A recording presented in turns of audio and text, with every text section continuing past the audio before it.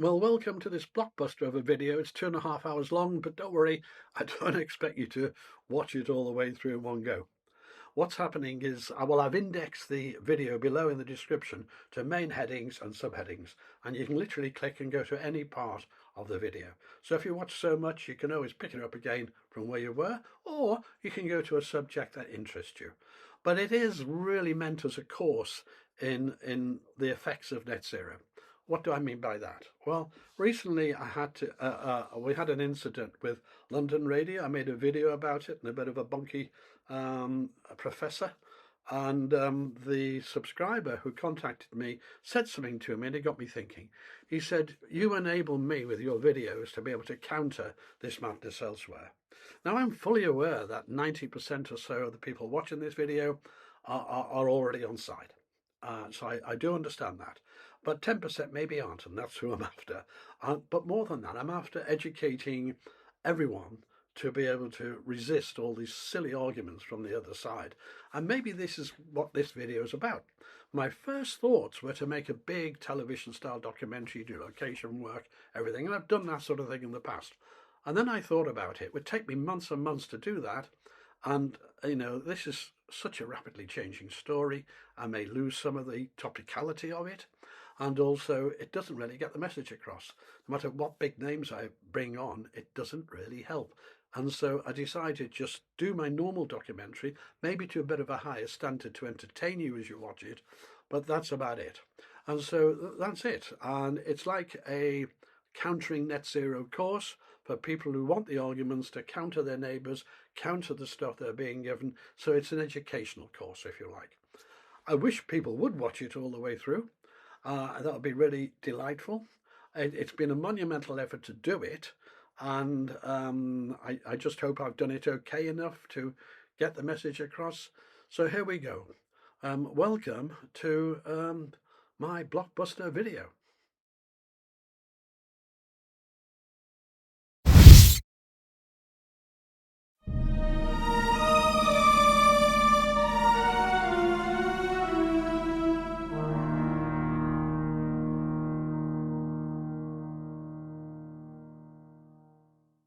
It's as if history is repeating itself, but now we have a different face for the leader. It all starts with a big lie. Take an ingredient, take something that affects every aspect of life. And in this case, it's CO2. It's the gas of life. It's what we are made of. And without it, we would all die.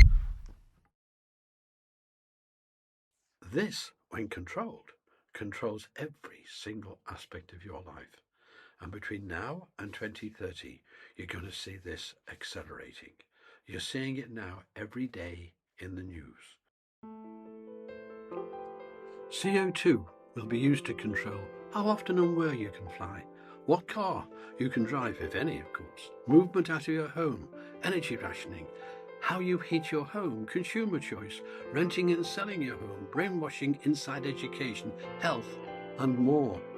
Once you accept the CO2 myth, that's the controls that come in. But we'll first take a quick look at how CO2 works in the natural environment. Now, in nature, our vegetation, our plants, breathe in CO2. That's 1 carbon and 2 oxygen atoms. It does this breathing through little holes in the plant leaf called stomata. They breathe in the CO2 and they give out the oxygen. This highly magnified and speeded up over 100 times video is the actual stomata breathing. You could be forgiven for thinking an alien from outer space was staring at you. Then out comes the oxygen. We and all the animals breathe in the oxygen,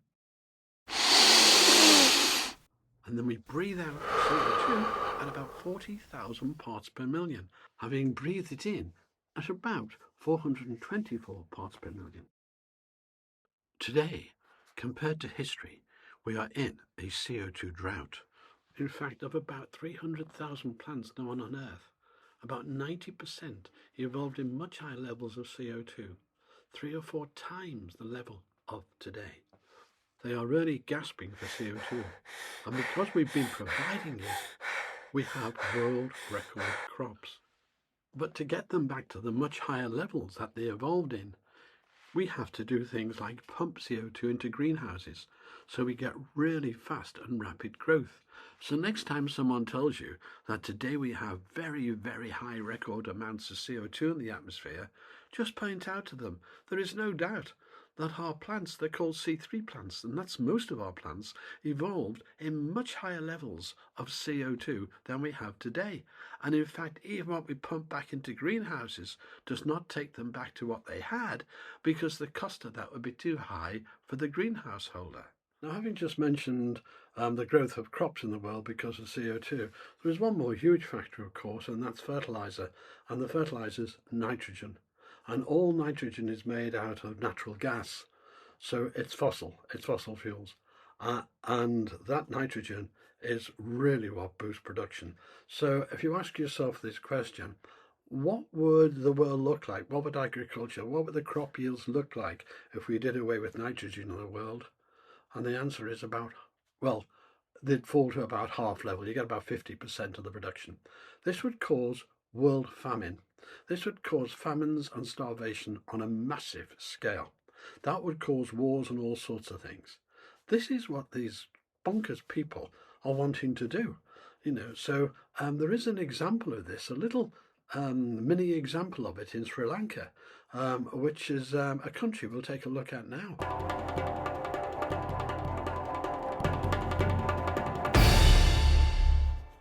In 2021, with Sri Lanka in great economic difficulty, they stopped importing fertilizers.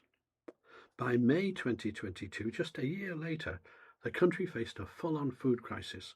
About 38% of households, or 6.3 million people, considered moderately or severely food insecure by July 2022. So within that 1 year, how much did their food production drop? In April 2021, he banned all chemical fertilizers. Why? Good for health, he said. Critics rolled their eyes. They realized the real problem was not health, but shortage of dollars. Sri Lanka was saving foreign reserves by banning import of fertilizers. The move went on to kill farm output. This white rice is a staple in Sri Lanka. Its production fell by 50%. That's right. Take away those fossil fuel fertilizers and production dropped 50%.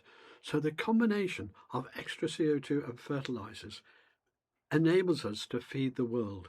Do away with them and you are in a world of wars and chaos. So what was the result of all this famine in Sri Lanka? Well, it's here.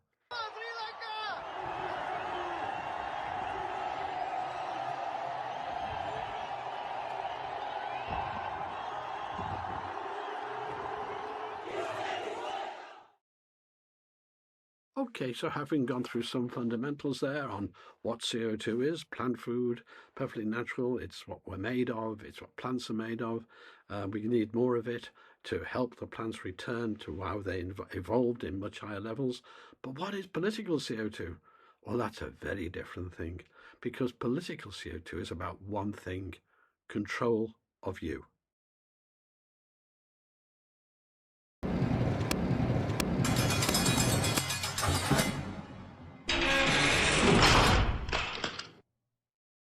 Whilst I understand that those 3 minutes there that I'm explaining how you're being trapped and imprisoned may sound extreme, may sound dramatic, but they're actually true. It's been a bit like boiling frogs slowly. I know that's a myth, but it's been a bit like little bit by little bit by little bit. But now it's accelerating. And what I'm going to do in this video is go through that, go through how it's affecting you today and the amazing things you're being asked to believe that aren't true. And of course, the heart of it is the control knob, the CO2 molecule, which is a political CO2 molecule. And that's all. I mean, the simple fact that all our plants evolved in much higher, not all, but 80% of our plants evolved in much higher levels of CO2 than we have today is indicative of the fact that we had CO2 levels in the past that mattered. You don't have to go into great scientific detail for this. So what I'm going to do now in this video is try to explain this agenda, where it comes from, how it's being used, and I suppose above all its effects on you today to form those prison bars. My explanation, I suppose, has to start not quite at the full beginning, but certainly at a beginning, which is the World Economic Forum and what that was planning. And who are the World Economic Forum? Well, they're a self-declared organization founded by Klaus Schwab, who actually just set about wanting a world government. And they call it stakeholder capitalism, which is also just communism with another name. And I can promise you, you will not be the stakeholder, not you. That's what they're calling for. Here are some of their predictions, so you get a flavour of what they're about. You will own nothing and be happy. All this by 2030, by the way. You will be confined to just part of your city, the 50-minute city. We'll have to do a better job at welcoming and integrating refugees, under a world government, of course. 1 billion people will be displaced by climate change in the next 5 years. Polluters will have to pay to emit CO2. Yeah, that's already happening. And last but not least, there will be a global price on carbon. This will help make fossil fuels history. All this in the next 5 years, and that last one, again, requiring some form of world government. So here we have Klaus Schwab again. We're going to take a more detailed look. His daughter now runs it, but he is the total brains behind it, as it were. All he needs, by the way, is a cat, and he could be a villain in a James Bond movie. But what I'm going to do now is show you how much this man and his ideas have penetrated Western governments. And I'm going to use him to tell you. This is the horse's mouth on the penetration of Western government. When you brought the Young Global Leaders Program here for Executive Education and the Schwab Fellows. But there are 2 countries in the world now in which the young global leaders have emerged. Tell us just a bit about that in terms of the governance. Yes, actually, this notion to integrate young leaders is part of the World Economic Forum since many years. And I have to say, when I mention our names like Mrs. Merkel, even Vladimir Putin and so on, they all have been young global leaders of the World Economic Forum. But what we are very proud of now is the young generation, like Prime Minister Trudeau, President of Argentina and so on, is that we penetrate the cabinets. So yesterday I was at a reception for Prime Minister Trudeau, and I would know that half of this cabinet, or even more, half of this cabinet, are actually young global leaders of the World Economic Forum. And that's true in Argentina too. Wow. Yeah. Sorry. That's true in Argentina as well. It's true in Argentina, and it's true in France now. I'm with the president, with a young global leader. But what is important for me is those young global leaders have an opportunity to come here, and City fosters new ideas. New ideas generate the experimentation needed to make the most of the 4th Industrial Revolution. This idea of the 4th Industrial Revolution is absurd. It doesn't come from politicians. Any technological revolution comes from free enterprise, comes from thinking of the people, comes from the people, not top down. These people are simply nuts, and Trudeau is a prime example. But I will now turn your attention to our leaders, our current leaders, who frankly would look more at home taking a salute on Lenin's tomb in Moscow. So let's see what our Prime Minister Keir Starmer has to say about how he feels at home in Davos with the World Economic Forum, but not back here in the UK, dealing with the issues of leadership in the House of Commons. Let us just ask you quickly, you have to choose now between Davos or Westminster. That's a choice between ideas and planning for the UK and the UK, and getting the ideas and plans from an international organisation like the World Economic Forum. So what's his answer? Davos. Why? Because Westminster is too constrained, and it's closed, and we're not having meaning. Once you get out of Westminster, whether it's Davos or anywhere else, you actually engage with people that you can see working with in the future. I'll repeat that.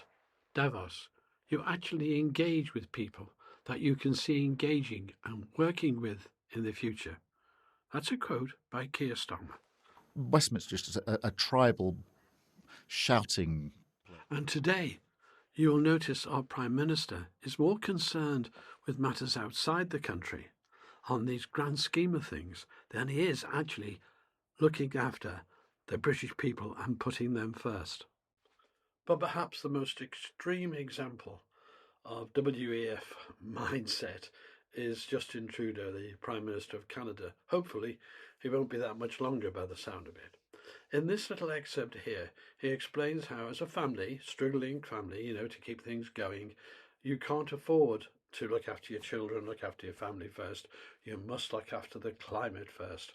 Just listen to the madness of Justin Trudeau, and you'll understand how WEF brainwashing can really affect people. Really easy when you're in a short-term survive. I got to be able to pay the rent this month. I got to be able to buy groceries for my kids. To say, okay, let's put climate change as a slightly lower priority. They can't pay a little more for an electric car right now. There's a sense that affordability is in direct contrast with our moral responsibility to protect the planet. And that is something that, unfortunately, people have been amplified and used propaganda, misinformation, disinformation, and flat out lies to scare people into saying, oh, no, we got to take care of our household budget and bottom line first, and environment second. Now for some history of this Global Leaders for Tomorrow program. It was founded in 1992.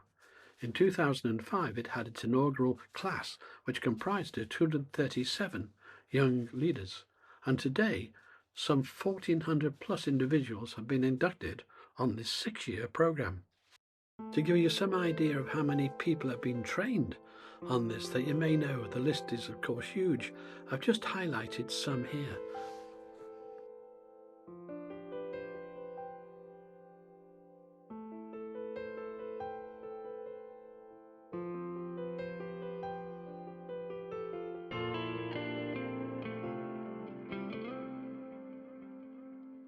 This sort of indoctrination, or training if you want to call it that, results in things like the United Nations bringing forward the idea of E.S.G with commerce.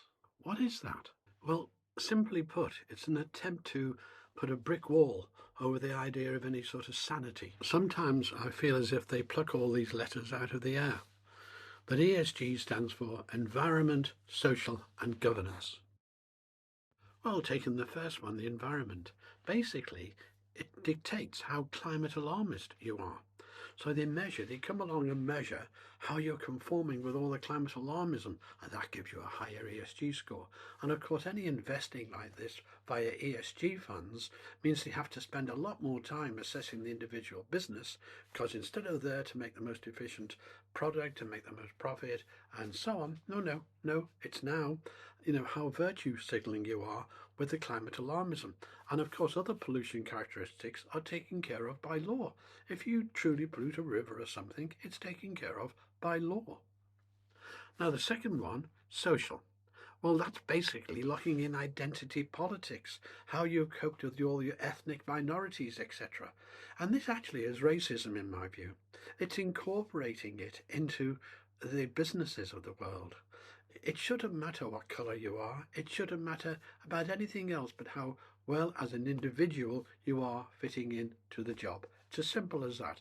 And to do other than that is actually racist, to distinguish people by colour or to put them into other groups. I totally reject identity politics. You cannot assume that everyone in a group thinks the same way or is the same. That is ridiculous. You might as well group people by the colour of their hair. And then there is governance. What's that? Well, that's no longer in a business. Are you responsible to the boss or the shareholders? Or the boss is responsible even to the shareholders? No, no, no. The business is now responsible to everyone else in the world, sort of thing. When you have that sort of fuzziness, which no one can properly define, by the way, you end up with the business being responsible to nobody. So I too can pick letters out of the air. And my letters say, eradicating Western society, because that's what ESG does. It actually is a form of communism that's simply taking over everything so that no longer can our society function. And the really good news, it's dying. Having all the corporations sort of rush towards the ESG, having investment funds being set up just for ESG with billions and billions put into them, costing more, of course, to manage because every company has to be investigated for all this virtue signalling, they came in with lower returns. And today, the trend is reversing. Companies are abandoning ESG. The sanity hidden behind that wall is coming back. There are now signs from all over the world that private investment into green funds, into ESG, and all this nonsense is beginning to dry up. Just take a look at this chart. This is a chart of how much is flowing in and out of the global climate-related mutual funds. As you can see, it's declining and becoming a net flow out of the funds. In the rush to install as many wind farms as possible, mistakes are being made. Mistakes are being made on the turbines themselves. Siemens and manufacturers made the biggest loss in corporate history in trying to make them too big. But there are other mistakes to do with the length of life of the larger turbines. One mistake here that is very clear and is easy to observe is the significance of the wake of the first turbines and how it affects the ones in the field behind them. This can be seen because of low fog. And as I zoom in, you can see here all the other turbines behind these are not getting a fair crack of the whip. The wake effect is up to 100 kilometers. Trails of low intensity wind that turbines leave trailing behind them for anywhere up to 100 kilometers, according to research. And no matter which direction the wind comes from, of course, you've always got other turbines behind you. In fact, disputes are broken out between wind farm developers. Put a new wind farm somewhere, well, it can interfere with all the others. You're looking at, really big issues here. And there are currently 6 disputes in the seas around the UK. The truth is, many of the negatives about wind farms are being suppressed. For a start, the effect on bird life. In this case, a 90% drop in diving seabird numbers. The shredding of all the plastics off of those turbine blades spinning at speeds up to 200 miles an hour. You only have to look at the front edges of these blades. You can see the plastic, toxic plastic, being stripped off into very small pieces. Microplastics that can be distributed for dozens and dozens of miles and spread widely over the countryside and our oceans. And of course, every blade is made from fiberglass, fossil fuels, and in fact, wind turbines could not exist without fossil fuels. The world's first floating wind farm, High Wind off Scotland, shut down for 10 months for maintenance, dragged off to Norway, and a wind farm that's almost double the price of normal offshore wind. And no interest at all in the new 3 Danish wind farms. Not one single response to the tenders. Why? Well, Denmark now does not offer subsidies, and without huge subsidies and guarantees that you get paid regardless of whether you want the wind or not, there was no bidders. That says a lot. So now we'll move from the sea to the land and look at the effect on farming of net zero and the ideology that's behind the recent moves by our Labour government in the UK.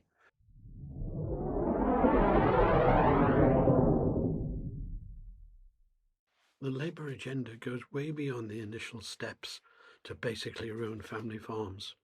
It's about changing the way our fundamental asset is used, owned and governed. They're talking about your land farmers. Already in Wales here, the socialist government has tried to force on farmers 10% of their land for forestry and 10% for wilding. They've watered this down now, but the underlying path, the underlying objective is to get there. And of course they'll pay you for the wilding and the forestry. Yes, but in effect, what's happening is they're taking over the use of the land, and that's just the beginning. So let's return to that report. This is just one quote from the report. We seek to encourage community land trusts to buy rural land for farming, forestry, conservation, rewilding and the protection of catchments. To this end, we propose creating a community land fund with a target of £200 million of land in community ownership by 2030, financed by some of the £530 million surplus accumulated by the Land Registry. So basically, they're going to be taxing you at the Land Registry stage and doing this. Now, this sum of 200 million is tiny compared to the value of the land. What it does show is a direction, and it does have echoes from the past. I am, of course, referring to Stalin's plan to collect the farms together, the collectivism of agriculture under Stalin. That led to the death of many millions of people. Basically, you can't run a farm as a committee, and you certainly can't run a farm with so many other things in the way rather than food production. Now, the Climate Change Committee are a quango that the government follow. It is run by absolute cultists, and I am making a follow-up video on the basic, what I see as a total corruption within that committee. But nevertheless, what they have stated is that to meet the UK's greenhouse gas GHG emission targets, the Climate Change Committee recommended to reduce current meat and dairy intake by 20% by 2030. So all that dairy industry has got to reduce by 20%. Why? Because of net zero targets and methane. And yet methane has no significant effect on global warming whatsoever. I have shown that in detail and the science behind it in other videos. Britain's urged to eat less meat to hit the latest net zero target. People should change their diets to help cut 200 million tonnes of emissions, say the climate watchdog. That's the Climate Change Committee. And by how much? Wow. Well, according to the Climate Change Committee, by half, by 50% by 2050. So the diet is totally going to be controlled, and they're going to use taxation and legislation to basically push you all into what they want. The government today we have is not about serving the people, it's about the people serving them. Basically, the plan is to reduce food production in the UK. And if you don't believe me on that, just consider the attempts in Wales with 10% wilding, 10% forestry. Just consider the entire movement of where that 5 billion coming into farming is being spent. It's being spent to control farming, not to increase food production, not to make the basic business more sound.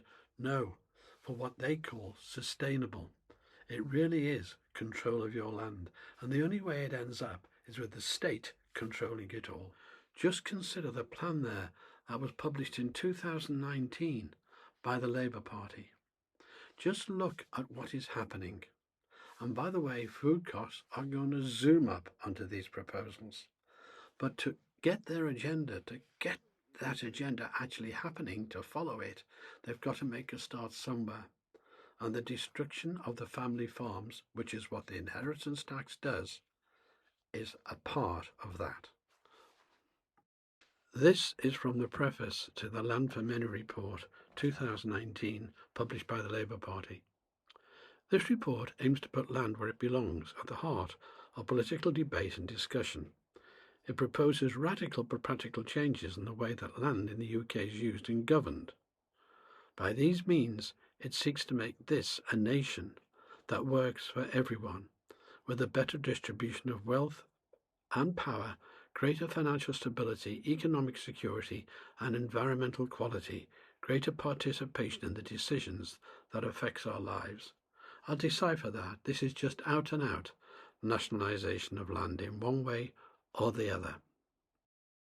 Now back to that inheritance tax on farms and small businesses.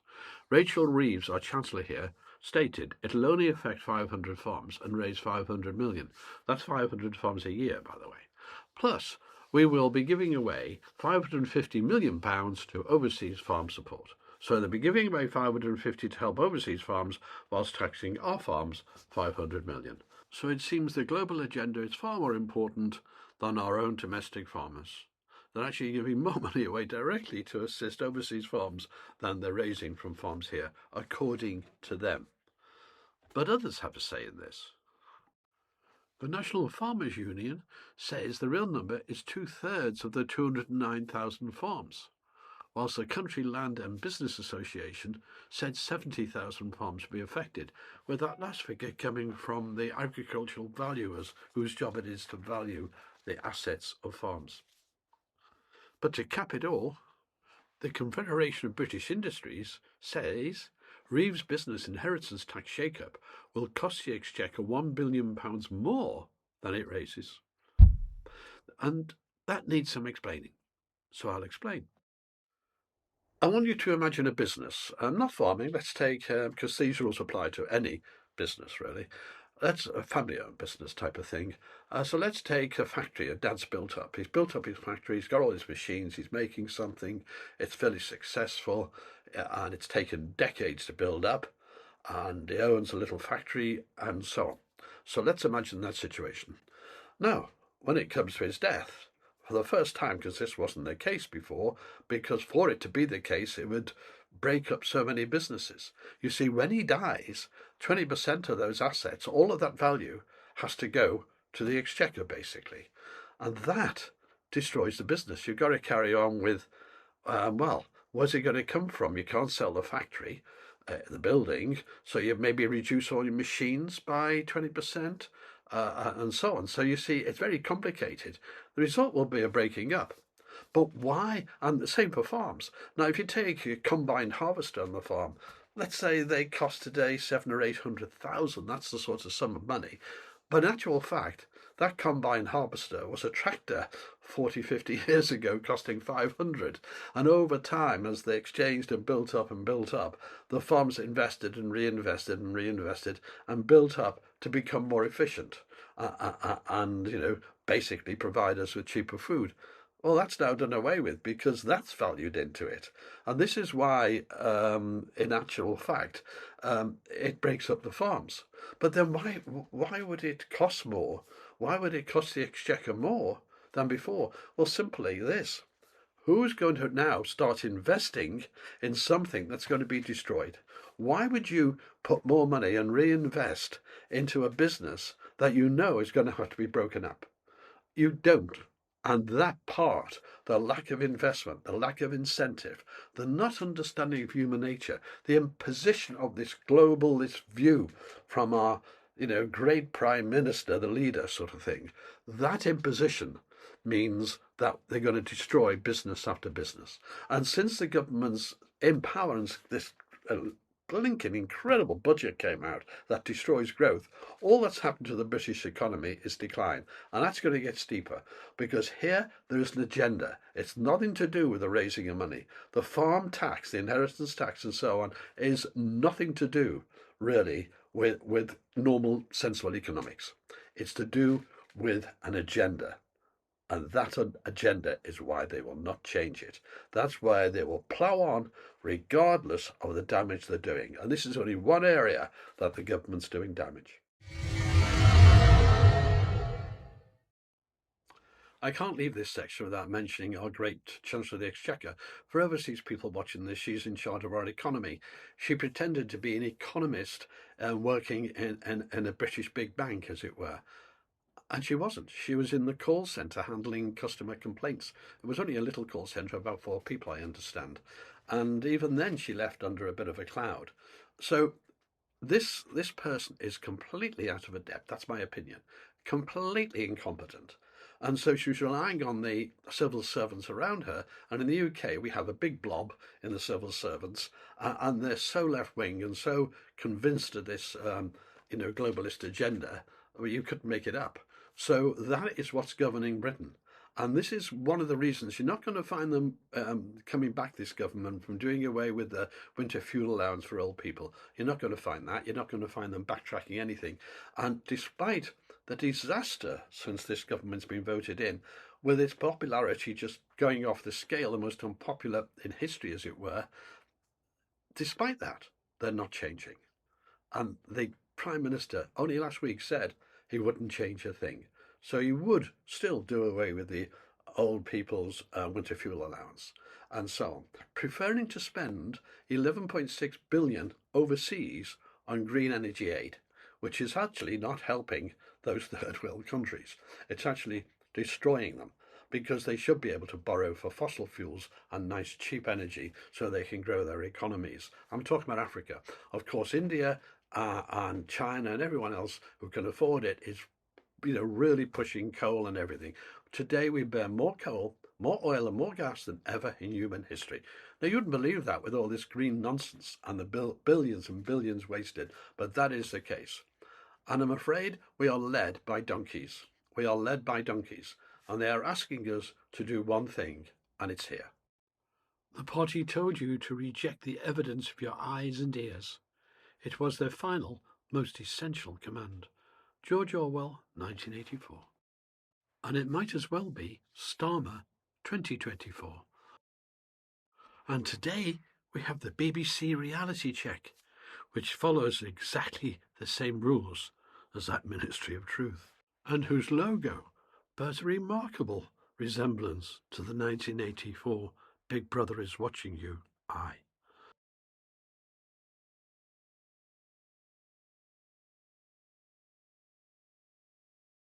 And of course, once you accept the false premise of political CO2, you end up with things like this. Dairy cows given synthetic additive in feed to hit net zero. So despite the science clearly showing that methane in the frequency it's activated in as a greenhouse gas is actually just overwhelmed by water vapor and has no significant effect, the science doesn't matter. We carry on with this mad world.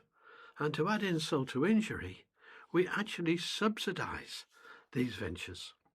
And there's another £10 million handed out to start ventures like this to make these additives you don't want. My advice is not to buy any milk from any cow with this additive in it. And make sure your supermarket and your store knows that. Now, I want to wrap up this farming section by explaining something. I think that inheritance tax is just government theft. I mean, people build up everything for their lives. They get to a certain stage, and their prime motive, the human instinct, is to pass on to your children, grandchildren, and so on. In the end, that's what you're working for. I'm now almost 80, and my whole thing is about my grandchildren. Why I do this is my grandchildren, is to try to do what I can, at least before I kick the bucket, as it were. I'm going to have done something, even though it's maybe very, very tiny, to change the madness of this world. But so inheritance tax, to take 40% of the wealth that someone leaves away from their children, is wrong. But in certain cases, it's even worse than that. And I'll explain this with the latest socialist land grab by our call centre chancellor. You take 20% of a farm. What are you taking? Well, the real value in the farm, the big value, it's the machines, yeah, but the really big value is the land. Why is that land so expensive? Now, this is a simple fact. If you looked at what the business profits made from a farm, what the profits were, and you valued the land accordingly, land would only be a small part of the expense that it is today.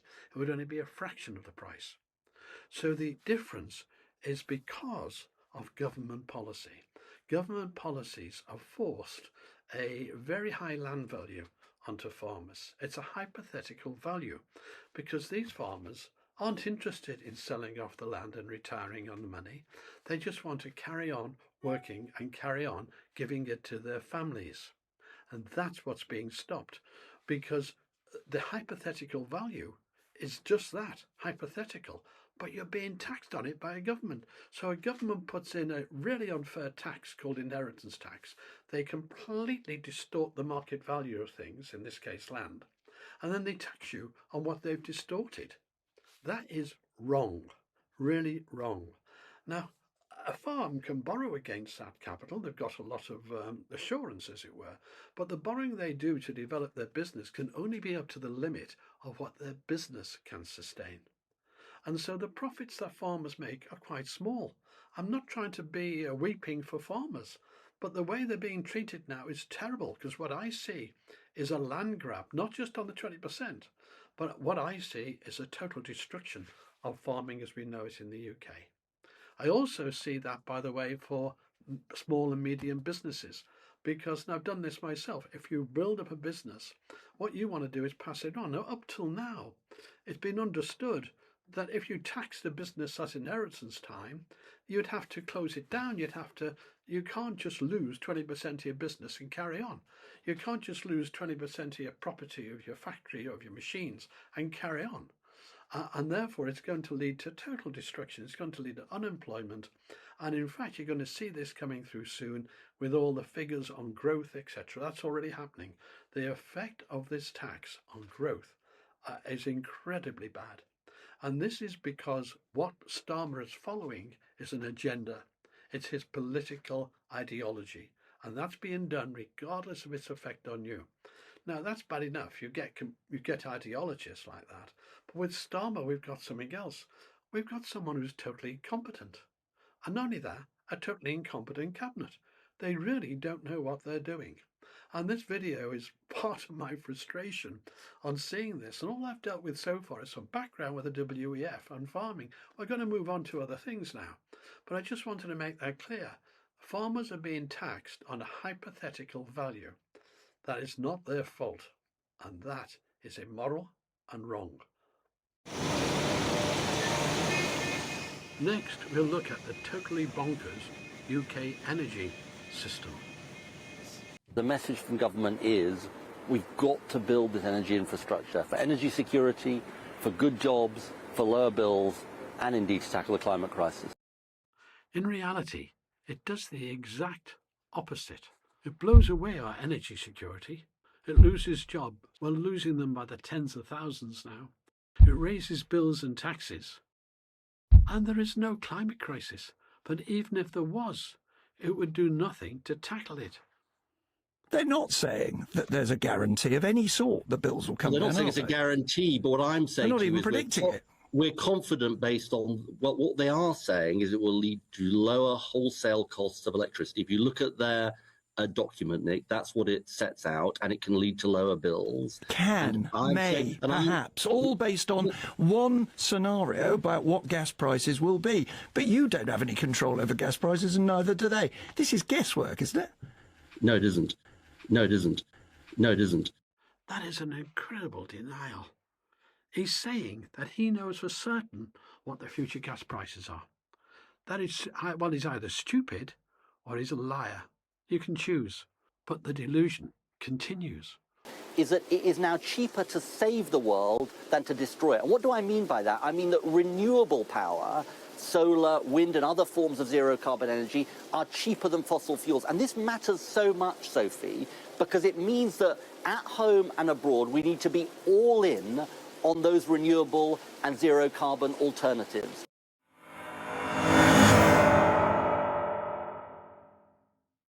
This man, our energy minister, to put it bluntly, is nuts. He's a zealot. He won't believe the evidence of his own eyes. He's expecting us not to. Britain is paying the highest electricity prices in the world. So let's take a look at the International Energy Authority's figures on who has the most expensive electricity in the world. To make the graph easier to observe, I've just isolated Germany, that's in green, and the UK, that's in magenta. And congratulations to the UK, we've just pipped Germany. That's one thing we can win in anyway. We've just pipped them to the most expensive electricity in the world. That's domestic prices. The UK is 80% above the median world price. It's 2.8 times the price of the USA. it's 3.5 times the price in Korea, and with France at about the median price. So we're about 80% above France. And above all, most concerning is the steepness, the rate at which the prices are rising. And in the face of these simple facts, Ed Miliband says renewable energy such as solar and wind are 9 times cheaper than gas. He is totally delusional. And this graph shows that we are paying the highest industrial electricity prices in Europe. And that is twice the median price of the rest of Europe. The result of all this is that UK manufacturing output as a percentage of GDP has dropped and dropped and dropped. It is now just 9% of GDP. It was 31% in 1970. And on top of all that, we are now less independent and importing more energy than ever in our history. And has already been predicted, Norway is now wanting to cut energy links with Europe due to soaring prices. In other words, the connection is mucking up the Norwegian really good energy system, and there's a move to stop us connecting. In the end of the day, each country is going to look after itself with these connections.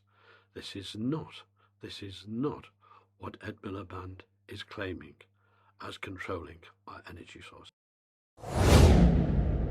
And great news just in, Sweden has scrapped the United Nations 2030 agenda.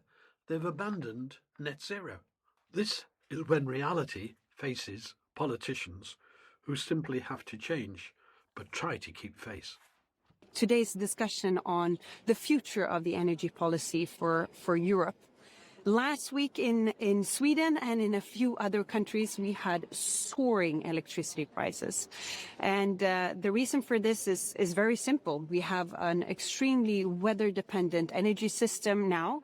The last 11 years in Sweden, we have pushed in 13,000 megawatts of new installed production capacity, but it has almost exclusively been wind power.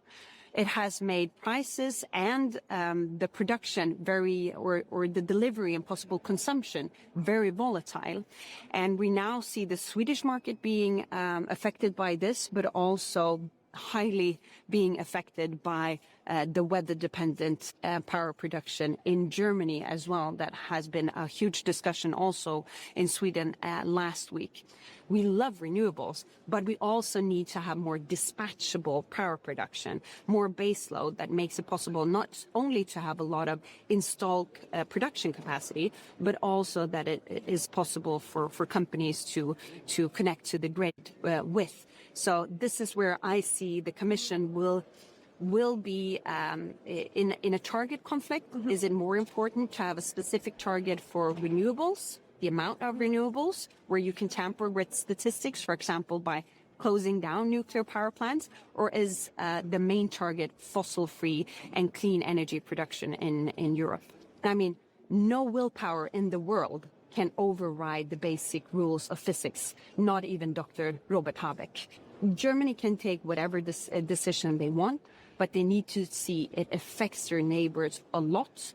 And it is not fair that Swedes should pay German prices for German decisions, while we are providing Germany with fossil-free baseload, and they cannot do the same back. Thank you very much. And let's continue.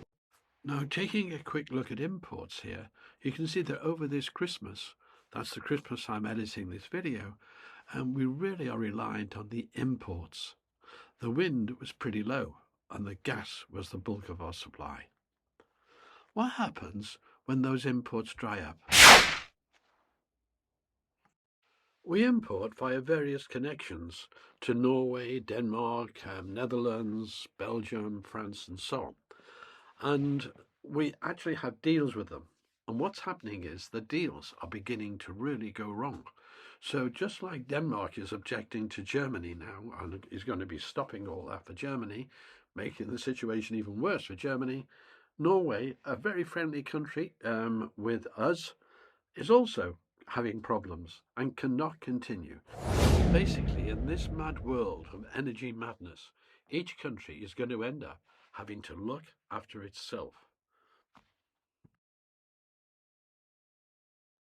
Well, in Europe, Germany pretty well has led the green madness now for a number of years, and they're now paying the bill. Their entire industries, like the automobile industry, are just being totally destroyed, as other industries, the chemical industry, etc. The powerhouse, well, the manufacturing powerhouse of Europe, now in ruins because of these green energy policies. And look at this. Yesterday, German consumers paid an average of $400 per megawatt hour for electricity. During peak times, prices in Germany's wholesale power market came close to $1,000 per megawatt hour, the highest level in 18 years. But we shouldn't worry. We, after all, have brilliant Ed Miliband to manage our energy policy. Yeah? I mean, he really knows how to ruin a country quickly. So we're going to actually overtake Germany, and we are doing that, in this green madness. I mean, who else could totally support last year's subsidy to Drax? 893 million subsidy last year to make wood-burning Drax the biggest emitter of CO2 in Europe.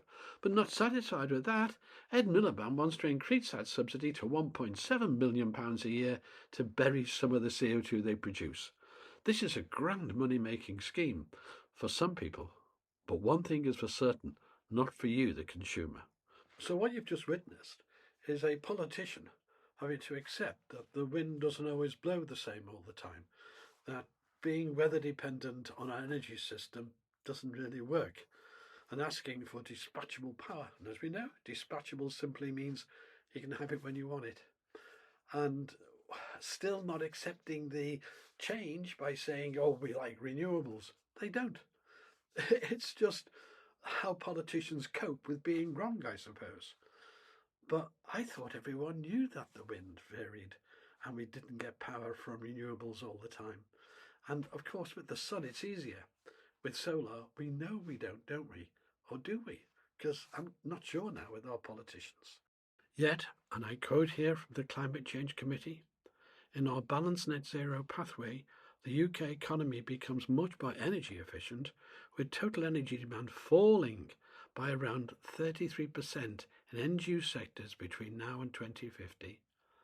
Wow, this is the world of the Mad Hatter. This is Alice in Wonderland. And these are the people in charge of us, headed by Ed Miliband, who lives truly on another planet. Of course, the plan includes blackouts and power sharing, courtesy of your smart meter. I mean, it's incredible. The smart meter, the whole entire movement has been to be able to control how much they ration you. It's just out of this world what is happening, and the people have been accepting it under cover of a big lie. Now, in the make-believe world of Ed Miliband and Keir Starmer, we are building a new system, a new wind and renewable energy system, solar, that will actually reduce prices. And as I've shown you already, that's just a myth. But it gets worse than that. They say we're going to do away with fossil fuels. But the latest report by the Quango controlled totally by Ed Miliband, this is what it actually states. Around 35 gigawatt of unabated gas, and what that means is gas without burial of CO2. That's just straightforward current gas station that we have, broadly consistent with the size of existing fleet, so we keep all the existing gas stations, will need to remain on standby for security of supply. This requirement for gas capacity will remain throughout the early 2030s until larger levels of low-carbon dispatchable power and other flexible sources are able to replace it. What they mean at the end of that to replace it hasn't been invented yet. They're just shoving the problem down the road. I'm now going to explain in ordinary terms, ordinary English, what that gobbledygook there means. What it means is there is no storage system except gas. Well, gas isn't storage. It's there to fill in when the sun doesn't shine and the wind doesn't blow. And there's no other system. And the reason is, well, the economics of it are so vastly out of sync, as it were. Let me give you an example. Pumped hydro storage. You know, we've got 9.1 in Norway gigawatt hours. We've got maybe 30 if we spent billions building a 30 gigawatt hour one in Scotland. You may end up with 40. You may end up with 50 gigawatts. How much do we need? Well, for the 9-day period I continually take, we need about 7,200 gigawatt hours.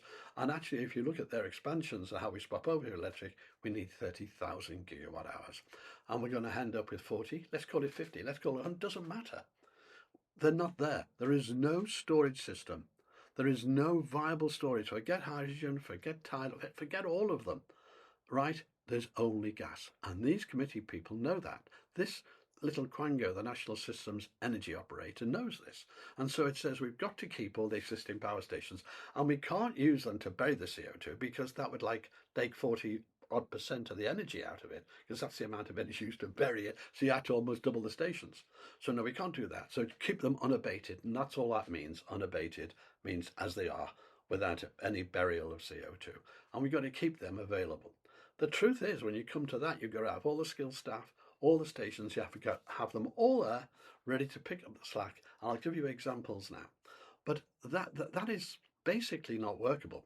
You need all the skilled staff to operate those stations, and they are skilled staff. And also, there are all sorts of technical problems. They plan to only use the gas system 5% of the time, ultimately. That's not true, by the way, but let's just say that was the case. You couldn't do it that way, because if you're only having such low use, even though you've got all the same capital costs, the same staff and everything, if you've got such low use, things like the insulation will dry out. There's all sorts of technical problems for the gas stations in doing it like that. Already we're adding enormous sums to the price of gas because of the intermittent nature of it. It's like a business being asked, keep all your factory, keep all your existing staff, keep all that going. We'll save on fuel, but we want you to just step in as and when, and we're going to reduce your consumption. Well, the cost, you've still got the same overheads, the same staff, the same factories, all sorts of things. And there you have a huge cost, totally ignored by this noddy town Starmer and noddy town minivans. They really are children managing this energy system. So I'm going to just use examples now, what they've just announced about the big increase in solar. Let's just look at what that means. Ed Miliband is planning to build 1 billion solar panels across Britain, and to do it with central control, overriding local democracy and planning. This march of solar panels across our beautiful country amounts to 750 square miles, or 480,000 acres. That's 466% times what we have today. And you have all the pylons and distribution network to go with this. Not buried cables, no, pylons and the distribution network to go all over the countryside. Now, in order to do this and push it through without the local planning restrictions, they make them strategic. So these solar panels are strategic for the nations. So government has to step in and, well, ride roughshod over local democracy. But this is based on a lie. For example, you will see claims about how many homes a solar farm provides for. And this is really a trick. Let me explain. You'll often see a story like this. New solar farm supplies 10,000 homes. But what does that mean? Does it mean it supplies all of the energy to 10,000 homes? It takes care of the electricity for 10,000 homes? Well, I can tell you it doesn't mean that. What it means is I can supply 10,000 homes according to Ofgem, and Ofgem has for the average house 80% of the supplies by gas. So only 20% is electric. So the net result of that is it isn't 10,000 homes worth, it's just 2,000 homes worth. But it gets worse than that. The 2,000 homes are based on the amount of power in total that they can get from the solar farm. And that is at the source. But that is not what gets to the grid, because these things are relatively remote from the grid itself. So there's power losses between the solar farm and the grid, and these can be as high as 17%. So in actual fact, the number of actually houses it could provide total electricity for, if you like, would be in the order of, say, 1,600, not 10,000. So it really is a distortion what they're doing when they claim the number of homes. But that number of homes makes it strategic, and it enables them to pretend they're doing incredible things, and it's important for the nation, so they'll override you. In Wales, for example, because it's strategic, the solar farm goes in without any environmental study at all, because we need it, the society's got to have it, that's it.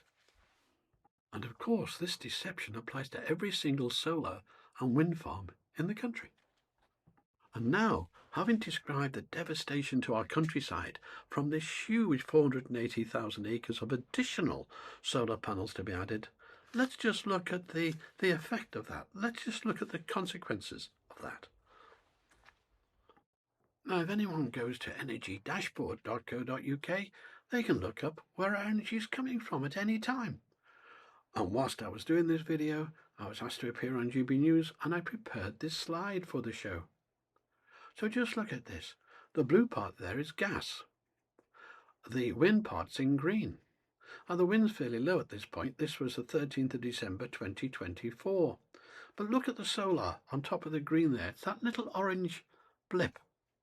Now, in the winter, you're not going to get much solar, but that's when you need the energy most. So that's one of the big, huge drawbacks. By the way, a massive drawback, of course, is that one research paper showed that north of the latitude of Morocco, solar panels never repay the CO2 debt of manufacture and installation, and 98% of them are made in the Far East. So you've now got to imagine that little orange blip increasing by our 466%. And even if it's 4.5 times bigger than that, it's tiny and only available for part of the day, of course. And so what we're doing is disrupting our entire countryside, really ruining a lot of tourism, a lot of, changing everything. For what? For very, very little. In the winter, very, very little indeed. And the gas has to get out of the way to make room for it. This chart just shows the gas and the solar produced in 1 week. And you can see the first 3 days there, next to no solar. Then we did have a good day on solar, look. And the gas has to get out of the way for it. So this is the nature of it. Is it worth ruining the countryside? Is it worth all the extra costs, which are enormous? Is it worth it? No sensible person would say it is. Well, yes, that's one way to abuse our gas turbines. But there's another more subtle way, and that's to use them as backup to intermittent energy. Let me explain why that is abusing them and what the costs are. Now, in order for solar or wind to come in, gas has to get out the way, and there's a cost to that gas getting out of the way. Now, don't worry, you don't have to understand this graph, because I will explain what it means. All it means is that as you lower the load, that's the amount of energy being produced by the gas turbine, as you lower that, it becomes more and more inefficient. That's what it means. And this is just a typical gas turbine curve. They'll vary by the model, but the principle is the same. The lower the load, then the more inefficient the gas station becomes. And just how inefficient? Well, let's look at that. Put simply, what this means is that in this grey area here, when you get to say 30% and below of the demand, so you're really throttling back the gas station, you can burn half the amount of fuel that you normally use at full speed, at full rated output. You can burn half of it just to sit idle, waiting to be speeded up. It's called flight mode. So enough going just to be able to speed it up and meet the drop in the wind or drop in the solar. This is an absurd extra cost, but that cost does not stop there. There are many issues about operating gas turbines below their efficient rating, below what they're designed for. They come from all sorts of issues, and here are some here. I am not going to go through them all. If you want to, you can freeze this frame on the video and study them yourself. But there are many, many serious issues. So the costs of actually closing down a gas station can be just as high as operating it. And this is a cost, of course, that's discounted completely, because these stations have to get out of the way and get back in again to counter the vagrancies of the sun and wind.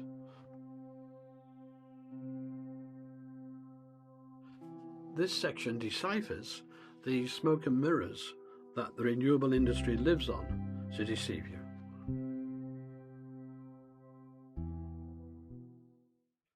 The entire green movement is full of deceit. It really is smoke and mirrors. It really is, pretty bad. And there are so many that it's hard to choose from, but I've isolated 7 here. So in the next 7 sections of this video, you're going to see the different deceits exposed. So we're going to start with the cost of renewables, because there's a lot of deceit about that. And I do go into a little bit of detail in some of these, because I have to explain just how you're being deceived. I know why you're being deceived. I've explained it in the first part of this video. So this is how you're being deceived. And my hope is that as people understand how they're being deceived, they'll resist this madness more and more. I know, as anyone really on my side who studies the subject knows, all of this has got to collapse. There isn't the money there, there aren't the materials there, there's no logic behind it. We're being run by a gang of kids like Ed Miliband. So I know it's going to fail. It's just how much damage is going to be done on the way there. Anyway, let's start off with that first deceit, which is the cost of renewables.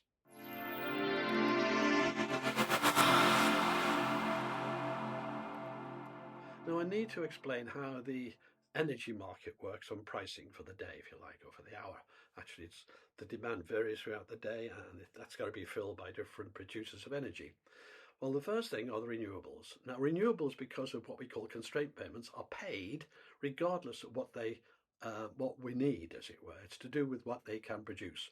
So if they're producing too much, and we will say, don't produce it, but we'll still pay you. Because anything they're capable of producing, that's what they're paid on, not what we need. Okay, so they will go in for an auction, and we just had what we call round 6.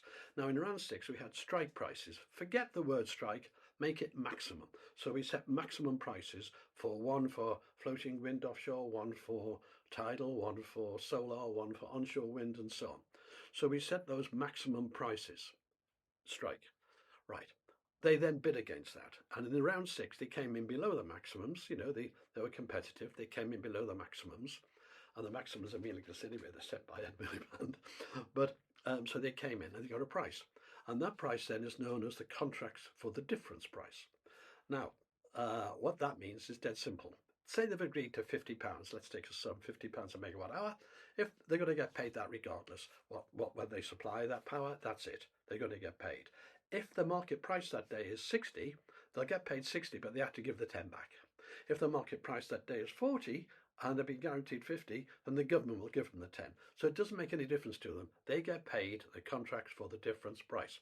So how does that work in the rest of it? The rest of the market, like gas, which is a big one. Well, it really is only gas. Gas can change relatively quickly and fill in the gaps. Now, because it's going to fill in the gaps, and I'll be explaining elsewhere, it's extremely ineffective. It's very costly to do it this way, but they have to then compete to fill in the gap, as it were. And whatever price in the auction that moment gets the highest price, everyone gets. So if a gas company bids £70 a megawatt hour, then if the last bit they had to get to meet the demand was 90, everyone gets 90. And the reason for that is because otherwise everyone would delay in a sort of mad competition. But everyone knows when they're bidding, it'll be settled at the highest price for the day. I understand why. It is logical, and that's how it works, right? Unfortunately, of course, the price I've just quoted you for the renewables is inflation linked. So it doesn't stay at 50 quid. And in fact, it's inflation linked according to the Bank of England Consumer Price Index. And that's here. And anyone can go to the Bank of England site, find this.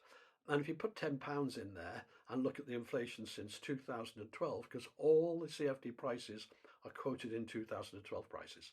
So when you see the prices in the newspapers and things, they're often the 2012 prices. And the inflation at the moment is 14.07. It's 4.07 above the 10. So you're getting 40.7% increase. And that is the inflation factor you've got to apply. So the CFD prices are not the price actually paid, they're the price plus the inflation, right? And that carries on every day, if you like. So it gets more and more expensive every day, totally consumer price linked. That's how the market works. For example, we'll take the new Hornsea offshore wind farm. So what we actually pay Hornsea, which is an offshore wind farm, is £54.23 per megawatt hour. But that's based on 2012 prices. But since then, there's been a 40.07% inflation add-on. So the actual price we pay as of November 24 is the £54.23 times 1.407 equals £76.30 per megawatt hour. Floating offshore wind is set at £176 per megawatt hour. That's in the 2011-12 prices, and is up from £116 in the previous round to £176. And that ends up paying £247.63 per megawatt hour at the current rates. So here I simplify the list of renewable prices, and this is according to the latest auction round 6. Solar ends up at £70.44 per megawatt hour, onshore wind ends up at £71.62, offshore wind £76.30, tidal stream is £242 per megawatt hour, and floating offshore takes the record at £247.63 per megawatt hour. And what they say is, well, they compare that to gas at £114 per megawatt hour. But all is not as it seems, because gas isn't actually £114 per megawatt hour. It's actually £54 per megawatt hour. Why the discrepancy? Well, we have to look at this statement here from Ed Miliband's department. The United Kingdom's Department of Energy Security and Net Zero, DENSNS, I can never say that, recently reported the 2023 cost of combined cycle gas turbines, CCGT, at £114 per megawatt hour. Crikey, it is expensive, that gas, isn't it? That is until you realise this. Excluding carbon costs, the operational cost of CCGT drops to approximately £54 per megawatt hour, drawing attention from industry analysts. Right, so it's actually £54 because they've added £60 carbon tax. So you might as well add £1,000 carbon tax and make it very expensive, and that is a sleight of hand. It's a total distortion of the facts. It's a misrepresentation to you, the public. And you, the public, are subjected to things like this from Ed Miliband. New renewable power is now 9 times cheaper than gas. The energy crisis is a fossil fuel crisis. The way to solve it for good, while strengthening our energy security and tackling climate crisis, is to get on with the clean energy sprint that Labour has called for. 9 times cheaper. Where does that come from? Well, that comes from this report in Carbon Brief. Analysis. Record low price for UK offshore wind is 9 times cheaper than gas. Wow! And who's in charge of that? Well, it's this chap here, Dr. Simon Evans, and from his LinkedIn account, you obtain this. Deputy Editor and Journalist at leading climate and energy news and analysis website, Carbon Brief. Analysis with a passion for accuracy. A passion for accuracy and a sideline in data wrangling and visualization. Well, the data wrangling may be more appropriate here. So let's look at this further. Now here we have the gas prices over time, over a number of years, right through the Ukraine gas crisis. And yes, for a few days, gas prices reached incredible heights. So what did Dr. Simon Evans do? He based it on a few days' peak, ignoring the rest. Totally ignoring the rest. So here's how Dr. Simon Evans arrived at this staggering figure to be repeated by politicians like Ed Miliband, left, right and centre. UK gas power now costs a staggering 9 times more than new renewables. The average wholesale price for electricity over the past 7 days, just taking that peak, that little peak, set by gas power was £446 per megawatt hour. In July, the government secured 11 gigawatts for an average of £48 per megawatt hour. That's offshore. Well, in actual fact, that £48 is, of course, the 2012 prices. So it hasn't even allowed for the inflation. And it's just one incompetent thing on top of another. Let's look at the effect of just imagining now, we didn't have wind. How much overall would the difference in cost be between running those years with the wind and without the wind and just the gas? Well, here we have the range of gas prices since 2018 to March 2024. And along here, you can see when it's below the zero line, gas is cheaper than wind. And when it's above the zero line, gas is more expensive than wind. And this is the UK crisis.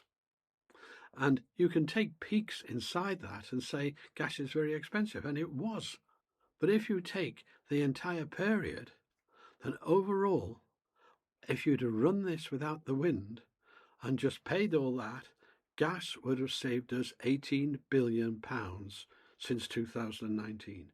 So I repeat, since 2019, had we not had wind but had the same energy coming through from gas, we would have saved 18 billion. That's 18,000 million pounds.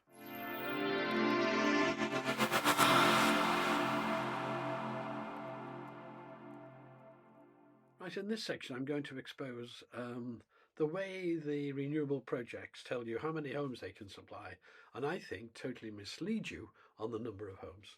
So I'm going to explain the very simple facts behind this, but it applies to every single renewable energy project, be it tidal, offshore wind, onshore wind, solar. It applies to the lot. They all do this trick.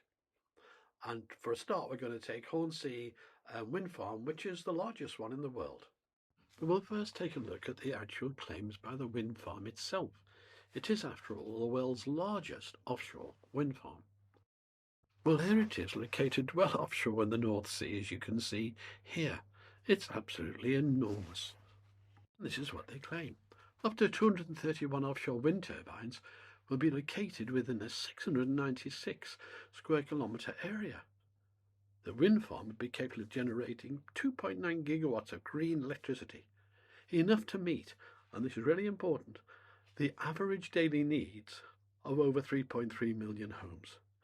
Now that's different. They normally say we can supply 3.3 million, but no, this time it's the average daily needs. So it's how much a home needs in the day for 3.3 million homes. That is the very first time I've seen a wind farm actually declare something that's useful. At least it's supplying all the needs for 3.3 million homes. But is that true? Let's check it. Everybody bases the energy consumption for a home on the Ofgem figure for the medium home, which is 2 to 3 bedroom house with 2 to 3 people, and it consumes typically in annual gas use 11,500 kilowatt hours, and in typical electricity use 2,700 kilowatt hours. So a total of 14.2 megawatt hours a year is what the average, what it's based on. So the first question is, how much power do 3,300,000 homes need? Well, no, they need 14.2 megawatt hours a year each. We multiply that by the 3,300,000 and we get 48,860 gigawatt hours. I've turned that to gigawatts now instead of megawatts to make it an understandable number. So the next question is, how much power does the 9.2 gigawatt wind farm produce? Well, assuming it's blowing perfectly, the wind at the perfect speed, 24 hours a day at the perfect angle, you get out 9.2 times 24 hours times 365 days is 25,404 gigawatt hours a year. But it doesn't blow like that. It blows at a percentage of that. We obviously can't blow perfect every single minute of the day. So we take a load factor, it's called a load factor of 40%, which is typical for offshore. And that gives us 10,161 gigawatt hours a year. That's what comes out of that wind farm, about that. So the next question is, what is the true number of homes supplied? Well, that's 10,161 over the 48,860, and that gives us a 20.8%. We're going to call it 20%.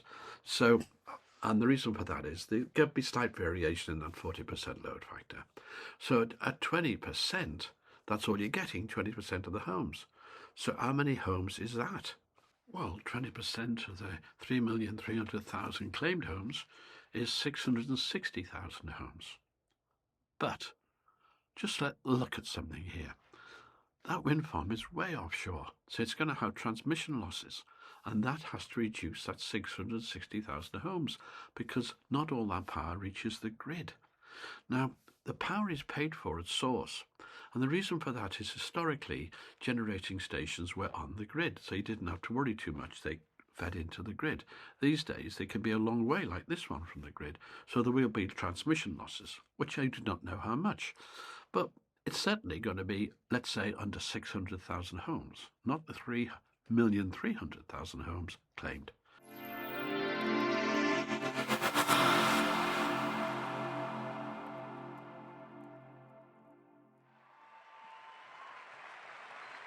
And that's why I will invest $150 billion over the next decade, working in partnership with states and local governments and the private sector. We are going to invest in affordable, renewable sources of energy, wind power and solar power, and the next generation of biofuels, an investment that will lead to new industries and 5 million new jobs that pay well and cannot be outsourced. Well, the White House doesn't create jobs. Well, of course, that Obama idea of creating green jobs was a total failure, costing hundreds of thousands of dollars per pretend job created. But to understand this subject, which is basically about putting a communist-style system into the economics of the West, right, to understand it, we need to, first of all, define what a green job is. So let's look at that. Well, according to the Office for National Statistics, green jobs are defined as employment in an activity that contributes to protecting or restoring the environment, including those that mitigate or adapt to climate change. They can be estimated using industry occupation and firm approaches. Well, that's pretty wide. So what that means is nuclear power plant workers are green jobs. Street sweeping people are clean jobs. In fact, there's a huge range of clean jobs. Recycling is clean jobs. So don't be confused with this green jobs business, because it's so wide, the definition, as to be totally meaningless. We really should look at what is a job. And a job is doing something that either provides a product or a service that other people want and wish to consume at the price that's being charged for it. So if the job doesn't meet that criteria, for example, if the charge is too high and you don't get any customers, then the society is saying, we don't want that. If a job is doing something that's totally useless, such as digging a hole and then filling it up again, or painting potatoes green, then that, again, people don't want. So they're not real jobs. The problem is there are so many jobs in our society now that are not doing that. They're not meeting that criteria. That they're not doing that. And it's actually wrong to dictate policies on the number of jobs. So let me explain why that is. Normally, the product or service is defined how efficient it is, if you like, if it gets to the right price. Just to define it as number of jobs is almost like the old Stalin days, where we had the 5-year plans and you had to create so many jobs. They're not real jobs. Real jobs are only the jobs that people want the product or service for and are willing to pay at that marginal price for it. They are the only real jobs. So what the green jobs this lot are talking about involves is actually pretend jobs based on an economic model back to the old Stalinist days of just the number of jobs is all that matters. It was an economy that managed to produce millions and millions of boots but hadn't got enough socks because it was centrally controlled. And this is basically what it is. It's a communist-style, centrally controlled system. And for a case study, let's take Spain.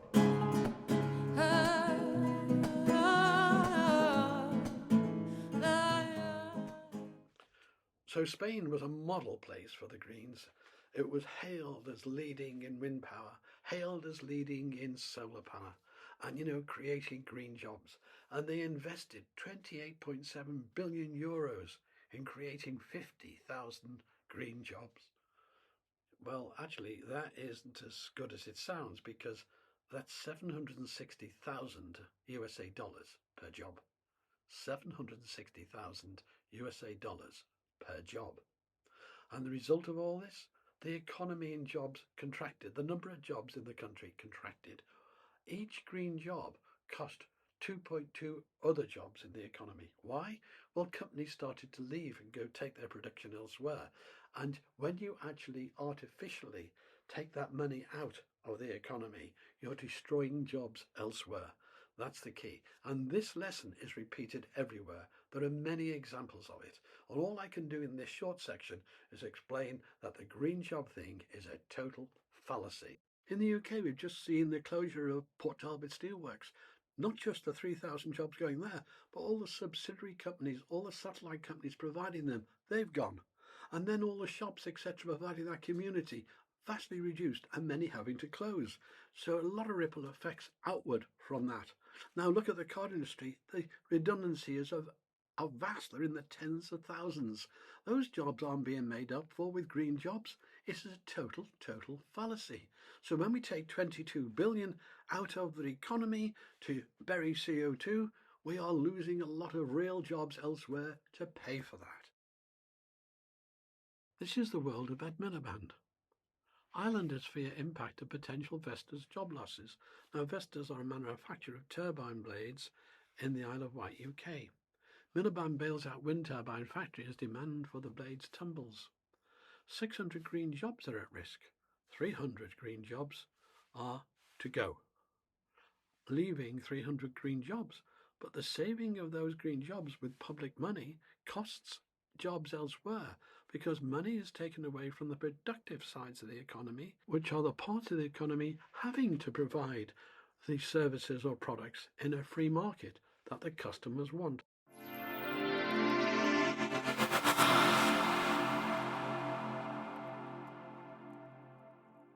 I have dealt with the ridiculous nature of backup storage, such as hydrogen and all the other useless things like pump storage, which is just a fraction. I mean, pump storage, if you add it all together and expanded the new Scottish ones, you wouldn't even get 1% of what's needed. It's not viable.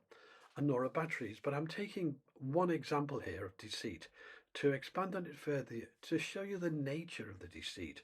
And I'm going to take battery power, and I'm going to take the way it's been presented to back up the biggest wind farm in the world, actually, and in the North Sea here. So I'm going to take that as the example of how storage, what's presented to you as storage, is not storage. Remember, it's only gas. And even NESO, the organisation in charge of operating the system, that organisation accepts it. This national grid statement is typical of the deception being carried out on you about energy storage, in this case batteries. A first of its kind battery storage solution is being connected to Hornsea 3 offshore wind farm. By co-locating assets like this, excess wind power can be stored and used when needed. The project will improve the UK's ability to store renewable energy, helping accelerate the UK's mission for clean power by 2030. When complete, it will house the converter station, ready for connection to our network. This footage shows construction of the site earlier this year. And then it says, the co-located battery result of coordination through energy.gov.co.uk, that's the Miliband lot, offshore transmission network review, which aim to improve coordination between projects to incorporate the increasing amounts of renewable energy coming onto the UK network. Now, from that, you'd think this battery storage was going to store energy for use later and fill in the gaps when the wind's not blowing, wouldn't you? Well, if you think that, you're being deceived, because this is pure deception by the national grid. I'll explain why. But before we do, just look at this. It nails their flag to the mast. The storage system has a capacity of 600 megawatt hours and a 300 megawatt hour power rating. That means it can come out at that rate, so it could last 2 hours at full blast, as it were. The equivalent to a daily power consumption of 80,000 UK homes.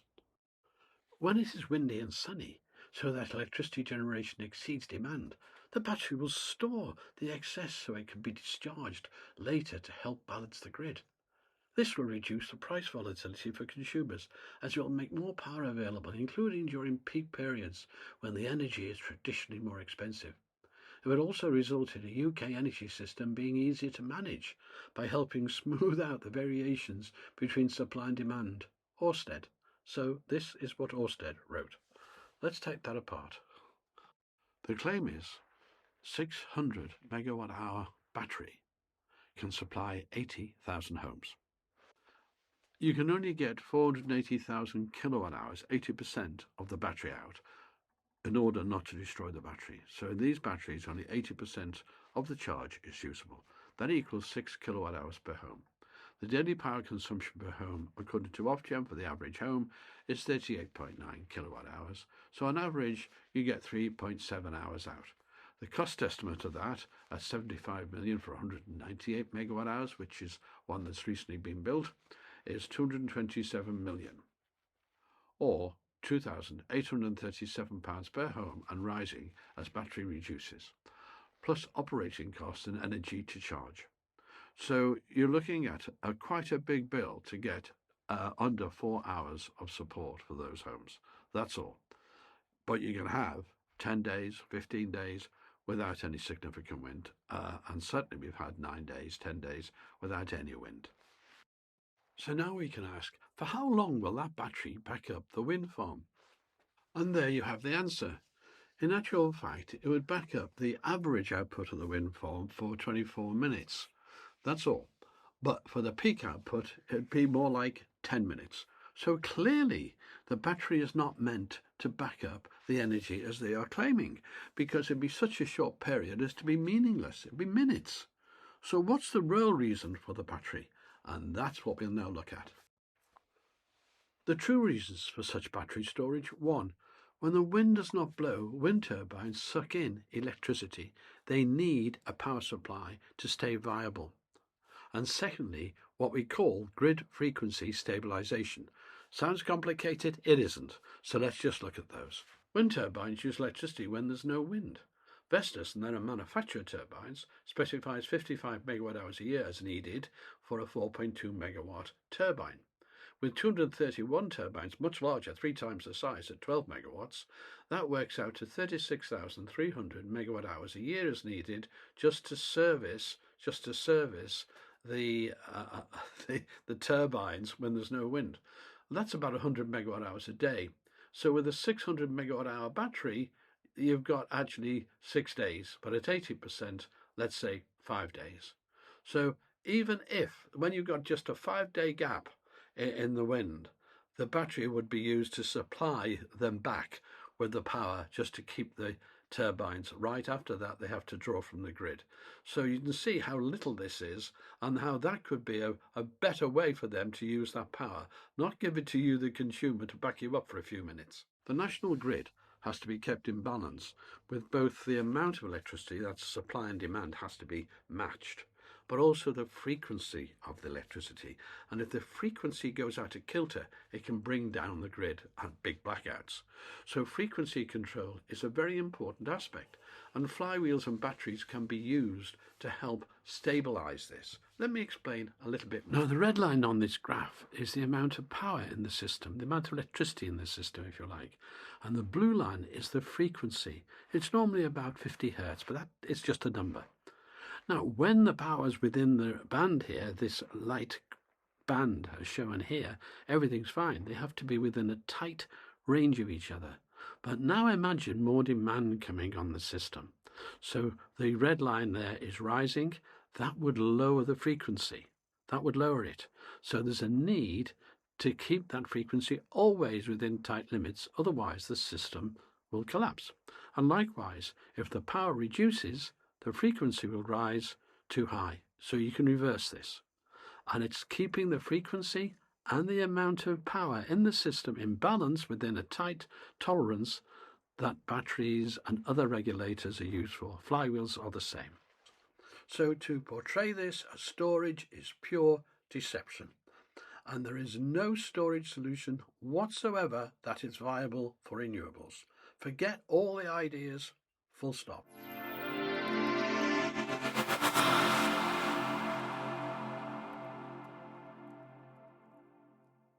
So this is a graph, say, one night of wind powers. The wind picks up that night and gives really good power out. But our demand overnight falls. We have to pay for that wind power to switch off to match demand. So we're paying for all this energy that we don't use. It's one of the fallacies of cheap renewables. And this is going to increase as we increase wind power. because it's called a constraint payment and they're going to become huge. What happens is we pay them to switch off to keep the grid in balance. Now that switch off amount in 2023, I'm just looking it up, was 3.8 terawatt hours in 2023. In the first 11 months of 24, it's actually 6.6 terawatt hours. That's incredible. And what's the cost so far in the first 11 months? It's £1 billion. That's 1,000 million pounds we're paying in to wind farms for not using them, for them to switch off. Now that's going to grow tremendously now because Miliband wants to double the onshore and treble the offshore. So let's say overall, let's just say 3 times, we can end up paying £3 billion a year or more to simply not take the energy. Please switch off. This is absurd, and it's one of the costs, including many that aren't added to the renewables. Nor is the cost of all the subsidies to people putting solar on their roofs. That's paid for by you. It's still paid for. Nor the cost of lots of other things associated. Nor the cost, for example, of the inefficiency of gas plants, which can knock 40% off their efficiency in standby mode because they've still got the same capital, they've still got the same staff, they've got to be there just to pick up the slack, as it were. Because all you've done is build another energy system alongside the existing one. So to claim wind power is in any way cheap is just complete a lie. And all you have to do, by the way, is look at your rising energy bills to make sense of it. It's the old thing, we don't want you to believe the evidence of your own eyes and ears.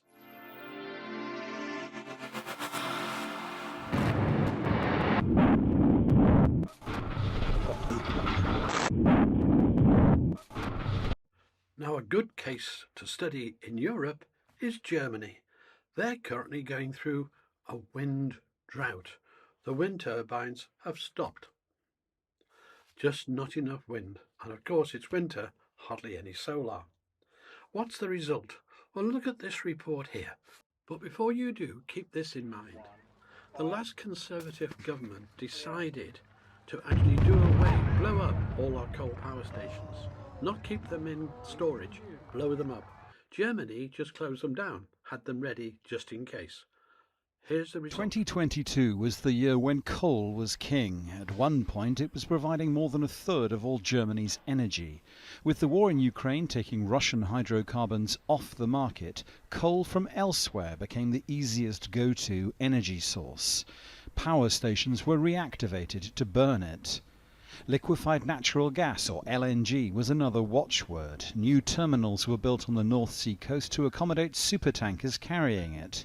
And a long-term deal to acquire 2 million tonnes of Qatari LNG each year was signed. But in the short term, analysts say ministers will have to adapt their green agenda. They will do more of what they have done already.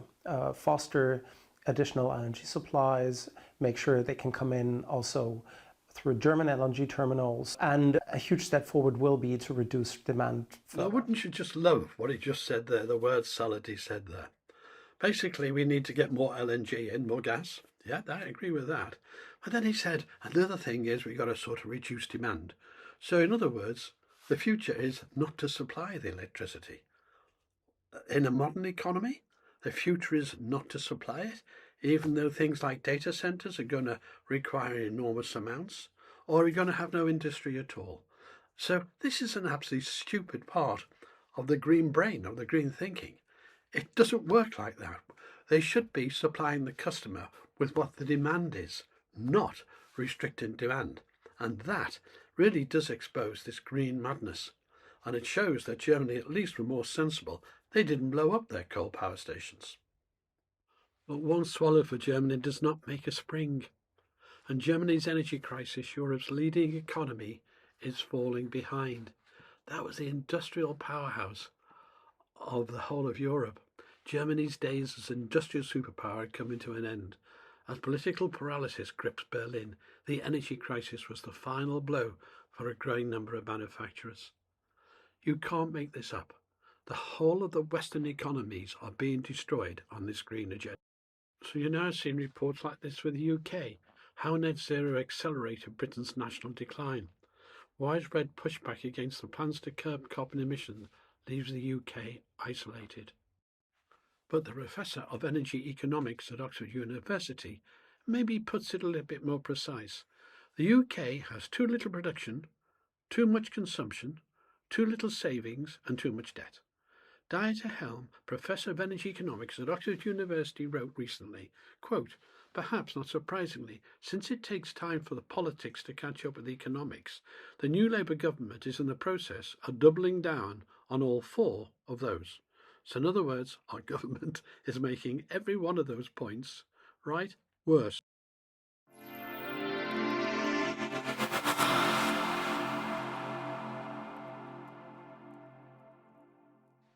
This map here shows the countries where a climate emergency has been declared. The darker shade of blue means, the whole country, full climate emergency, and the paler shades of blue mean, well, parts of it, like counties or states, have declared a climate emergency, but not the whole country.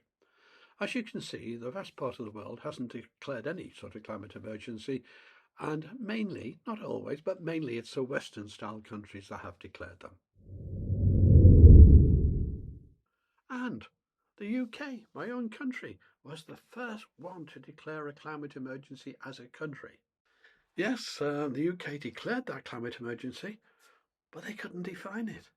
And in fact, Rachel of Colchester, who has a lot of YouTube videos dealing with councils who've declared climate emergencies, when she asked them, what is the emergency? They can't define it. But never mind the council, who sometimes have spent hundreds of millions on spending huge sums of money of your money on a climate emergency, all sorts of silly actions, won't define what they're spending it on. And to date, I've yet to find a definition of a climate emergency. Yes, I know about all the failed predictions about the ice caps melting. I mean, at the moment, for example, the Arctic is higher than it was in 2012. So, and that's 13 years ago. So, all these predictions, which haven't worked out, are part of this general narrative of emergency.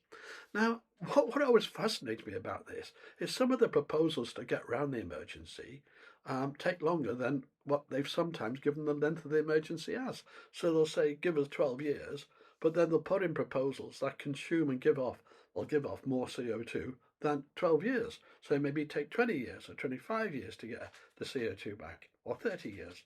So, perfect example of that is burning biomass, burning forests as we do in Drax.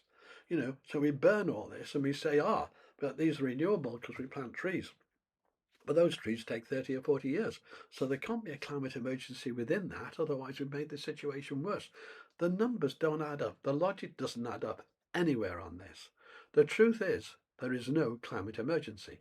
And fundamentally, a very important point is this.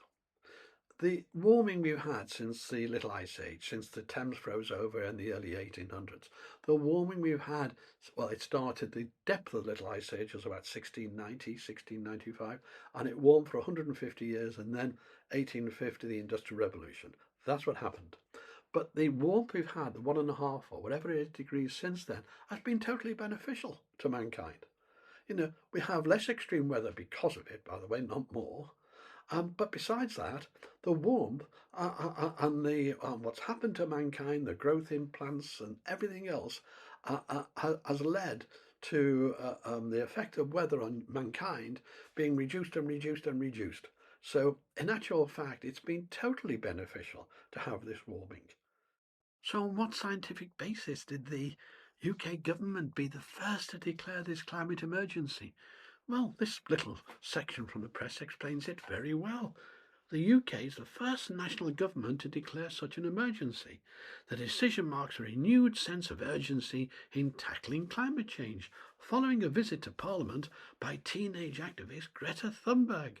The broadcast of David Attenborough's documentary Climate Change: The Facts, by the way, a total distortion of the facts, an 11-day protest by environmental group Extinction Rebellion that paralysed parts of London.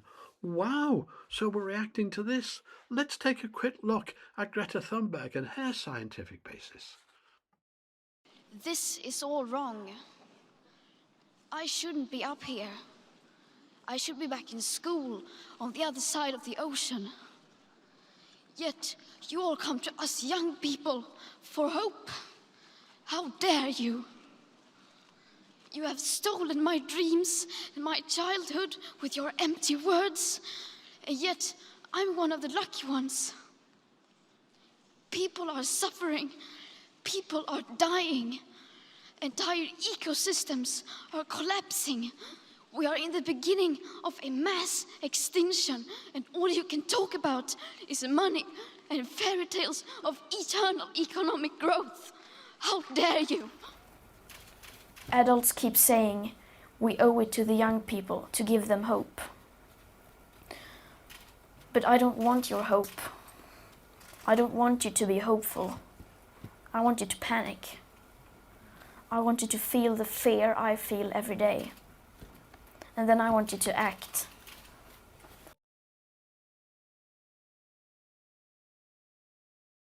Mr. Chairman. Ms. Thunberg, thank you for your involvement here today. I commend you for your willingness to testify and get involved with public policy. In the past, when you're talking about climate change, you have said, quote, I want you to panic. I want you to feel the fear I feel every day. Is there what particular study or scientific report did you read that made you come to this conclusion? Thank you for your question. First of all, let me just clear that those are metaphors. In speeches, you often use metaphors. Of course, I don't mean literally that I want people to panic. So there was no scientific study that made me come to that conclusion.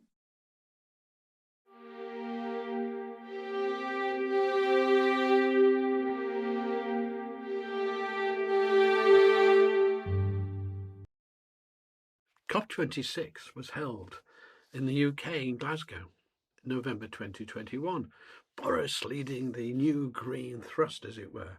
But pure ignorance was on display because what they decided was to stop lending any money to third world countries for fossil fuel development, only to be lent for what they call renewables, basically wind and solar. And this has an enormous effect, because that's a very expensive way of giving intermittent power to countries that simply can't afford to do that. So I will now explain how such ignorant policies actually cause the deaths of many. The problem is that in the third world, an enormous amount of people actually cook on cow dung as a fuel, and they use wood and other things, but cow dung is a particularly prominent one, and this is actually quite a significant part of the total energy production of the world. It is stated more clearly here. Indoor air pollution causes over 3 million premature deaths every year. Most of the world's poorest people still rely on solid fuels such as crop waste, dung, wood and charcoal for cooking and heating. These fuels cause damaging air pollution in households when they're burnt. And of course this applies mainly to women and children. 3 million. Now if you take a look at this graph here, you can see that when they were allowed to develop using the cheaper fossil fuels for energy, there was a gradual reduction as energy became more and more available in Africa and Asia. And, that was going that way, going really well, until we started on a policy of not providing the resources to build those cheap energy sources. And now you're seeing a turn up there, both in Africa and in Asia. We're killing more people. Well, home sweet home, but they're not going to leave you alone in that. There's lots of controls already in place and more coming to decide how others are going to affect your home. Well, no longer is the case of an Englishman's home is his castle, or for that matter, a Welshman or an Irishman or a Scottish person. No longer, I'm afraid. They're coming with all sorts of controls. They have decided they want to control you. And they do it without understanding even what they're doing, because we have a technically illiterate government. And the last one was as well. So let's look at heat pumps to start off with. Now, the facts are these. 1. Heat pumps produce hot water around about 40 degrees centigrade, which is suitable for underfloor heating. So if you've got underfloor heating all the way through upstairs and all the way through downstairs, it is suitable for that, right? But it ain't suitable to adapt to someone who's got ordinary radiators. Why?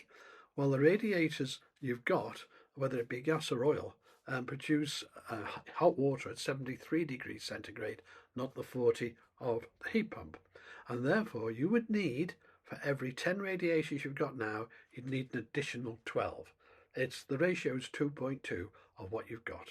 So no matter how many radiators you've got now, multiply it by 2.2, and that's how many you'd need. That's almost impossible in every home. Totally impossible. And of course, totally impossible to rip up the entire basement of your home to put in underfloor heating and the tire upstairs. It's not feasible at all.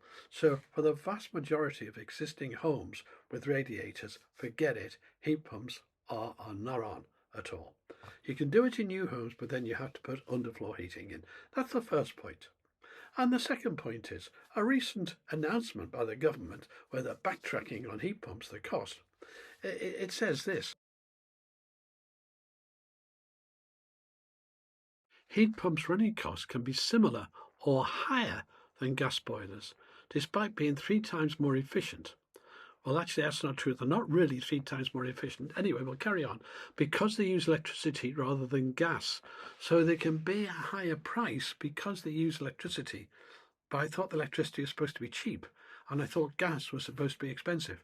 The exact opposite is true, of course, because today gas is about £54 for a megawatt hour, and this is commercial rates, and you're adding £60 carbon tax to make it £114. Per megawatt hour. That is how ridiculous that is. The fact is, gas is cheaper today than renewables by a mile, actually. Right. But the amazing thing here is Ed Miliband's own department is saying this.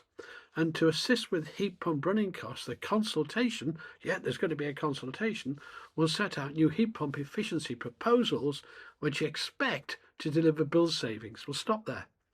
These are proposals that somehow magically they've got to conjure up a more efficient heat pump now. That's just got to be done out the blue by people who don't understand anything. And even if you get away with this theoretical dream world new efficiency thing they've invented, then you can expect that will deliver a bill saving to households of around £22 per year from 2029. These savings are expected to quickly offset the estimated increased capital costs. That should read 560 or £560. And by the way, that totally ignores all the real costs of putting the system in. It really, really does. Nevertheless, let's carry on, delivering a net saving for households of around £20 per year over an 18-year typical lifespan of a heat pump. This is just an example of eco-zealots drawing up these documents in Ed Miliband's department. They assume a product that has yet to be invented, then work out a paltry saving on it by ignoring the major costs of installation, etc. We're talking about evil. The government don't even keep their hands off our oil and gas boilers. They want to force them off the market, even though it's not possible for you to have an alternative boiler. Let's take a look at that story so far. So, right, we're going to go through a little history here on how the government are trying to get rid of gas boilers and oil boilers. Now, bear in mind, let's say in my house, I can't put a heat pump in. I haven't got the space to put in, another 12 radiators on top of every 10. I would have to put in around about 20 extra radiators. There just isn't the space, and the cost of that's enormous, besides the cost of the heat pump being enormous. So it's impossible for me to switch over to a heat pump, and that's the case for most people, actually. So I've already explained that. It's the case for most people. So what do a government do? They start to make it impossible over time to have an oil or gas boiler. But the immediate effect of that is to put up the price of boilers to everybody. Here goes. We'll start it here. Under the original CHMM, that's the scheme, boiler manufacturers were required to sell a proportion of heat pumps relative to their gas or oil boiler sales. This is regardless of whether they made heat pumps or not, by the way. They had to, by law now, start making something they didn't really want to make.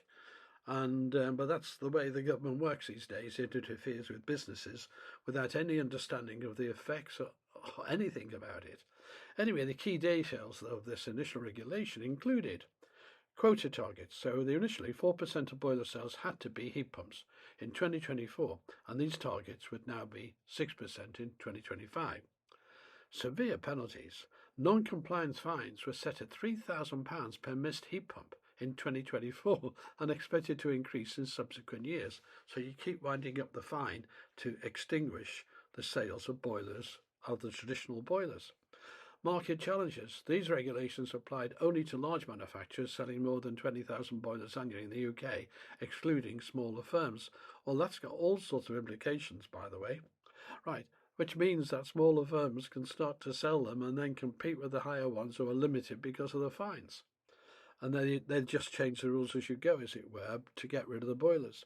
The high fines prompted fears of price hikes for gas boilers, with manufacturers such as Worcester, Bosch raising boiler prices by £120 in response to the CHMM. So in other words, they had to recover the fines.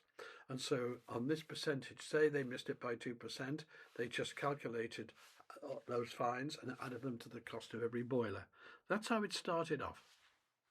But then in March of 2024, the Conservative government kicked the football down the road and delayed the scheme to the following year, to start not in 24 but in 2025. It was an election year after all. But then in July of 2024, Labour came into power and quietly reintroduced the boiler tax, which already cost householders £100, by the way. Anyone buying a boiler had that extra price to pay. And Ed Miliband accused of trying to force heat pumps on the Brits by making gas boilers unaffordable, which is exactly what the Conservatives were also doing. But there was a lot of pressure from the industry on the Labour government, because now with the 6% level, those extra charges on each boiler sold rose to £300. Right, these changes follow intense lobbying from the heating industry, who threatened the CHMM would increase boiler prices by up to £300, as they claimed air source heat pumps demand was not high enough to meet targets. So there you are, they're going against the entire public demand for heat pumps. But with the reduction and extension of the scheme that was previously proposed, the boiler tax, we look at how they could impact boiler prices. What they did was they lowered the penalty from £3,000 to £500. But the government in no way have relaxed their ambition to do away with oil and gas boilers, regardless of the consequences, regardless of the practicalities on this. And therefore, and this is despite the fact there isn't enough power to power them all, to change over from gas or oil and use, instead of that energy, have the extra energy come from electricity. That energy is not there. They're planning to reduce it. So the final position we're in as of today is the government therefore remains fully focused on supporting the development of heat pump market of £600,000 installations per year by 2028. 35,000 heat pumps were installed in 2023. Well, that only leaves a shortfall of 565,000 a year. This is children doing this. This is idiots running all this. It is not possible. Ensuring that heat pumps become a mainstream consumer solution alongside gas boilers, which approximately have 1.8 million are currently installed each year. So they've got to sort of control that and bring it down. Towards that goal, the government has taken action on multiple fronts, with the aim of ensuring low-carbon heating can be an increasingly accessible option for greater numbers of households. And in September 2023, the Prime Minister announced a 50% uplift to the heat pump installation grant. By the way, I'll stop there. The grant's coming from taxpayers. It's being added to your tax or electricity bills. Anyway, available under the Boiler Upgrade Scheme in England and Wales, taking the grant level to £7,500 and making it one of the most generous schemes of its kind in Europe. My golly, do these people know how to spend other people's money. In December 2023, the government announced an allocation of £1.5 billion to the Boiler Upgrade Scheme for over 2025-2028, a tripling of the scheme budget over the previous 3 years. Well, at the same time, they're making it almost impossible for old age pensioners to stay warm and removing their winter allowance, as it were. They're putting up the price of electricity, and also will be restricting supply, and also making sure if they have to replace their boiler, they're going to pay a premium. And of course, the whole idea is to increase the fines until they phase out completely boilers. This is destroying that industry. So let's take a quick look at the Energy Performance Certificate. It's called the EPC certificate, and it's meant actually to determine the insulation effect on your homes, how well insulated it is. But that's not true, as you'll see. It's much more than that. And it's graded in letters, you know, A, B, C, D, E, F, and so on. And that is done by a certified person who's been trained to do it, fills in, measures the house up, fills in the things online, gets a rating, which is then stored, which anyone can access.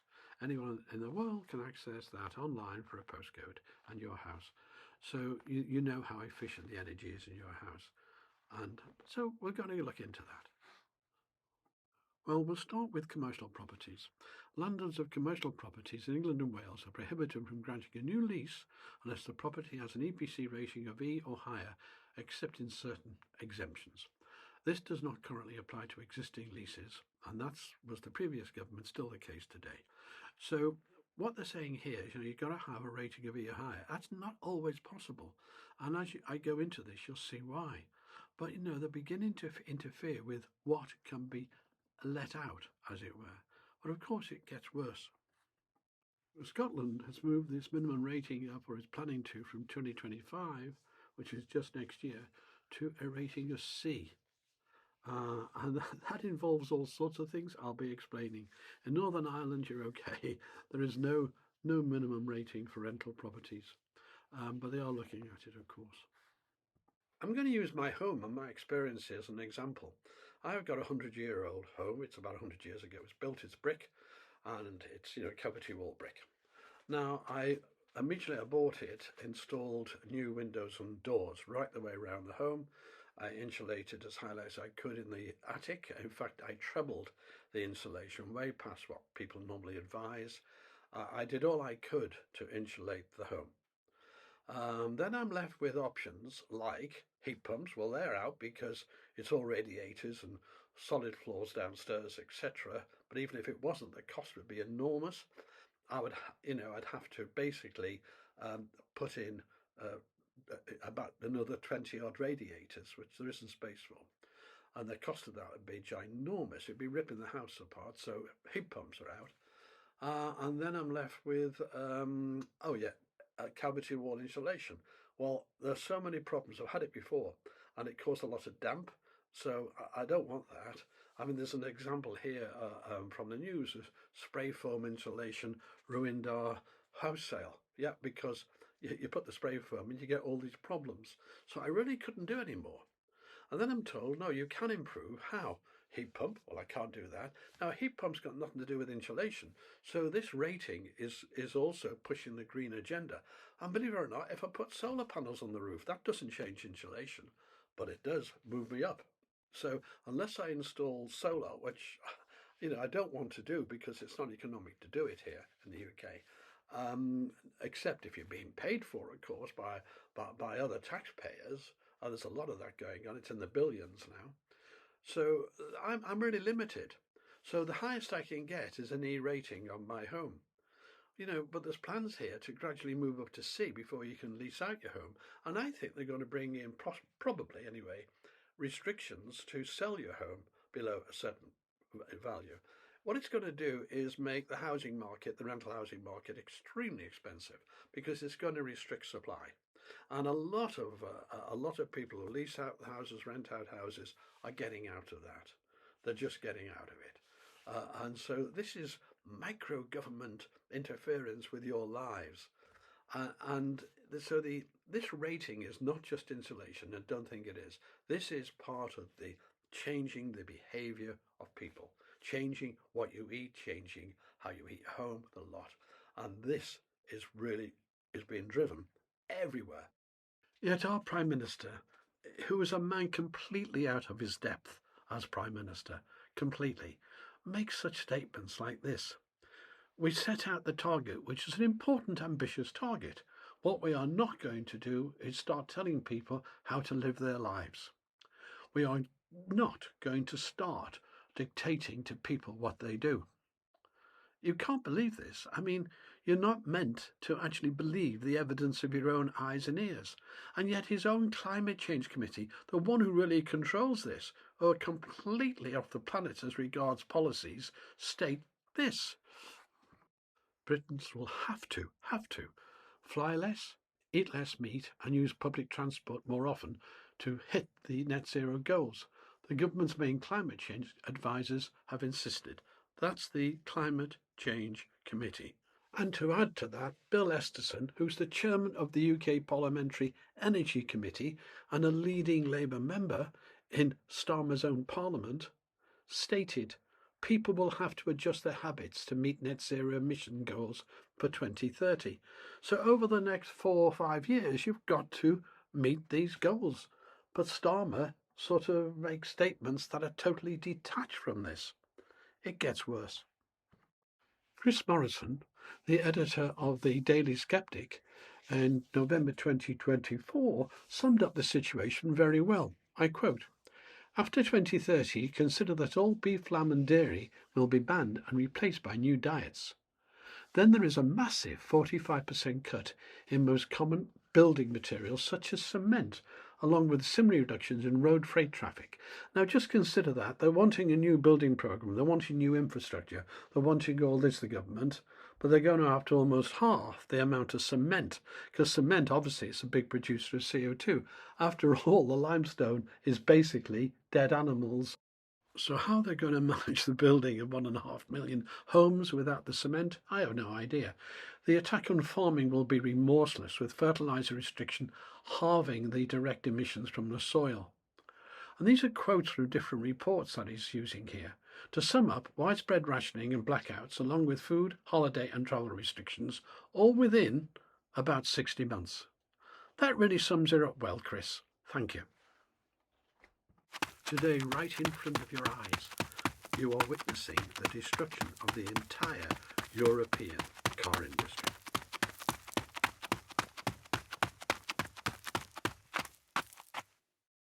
The WEF called for an end to private car ownership, and that is where we are heading.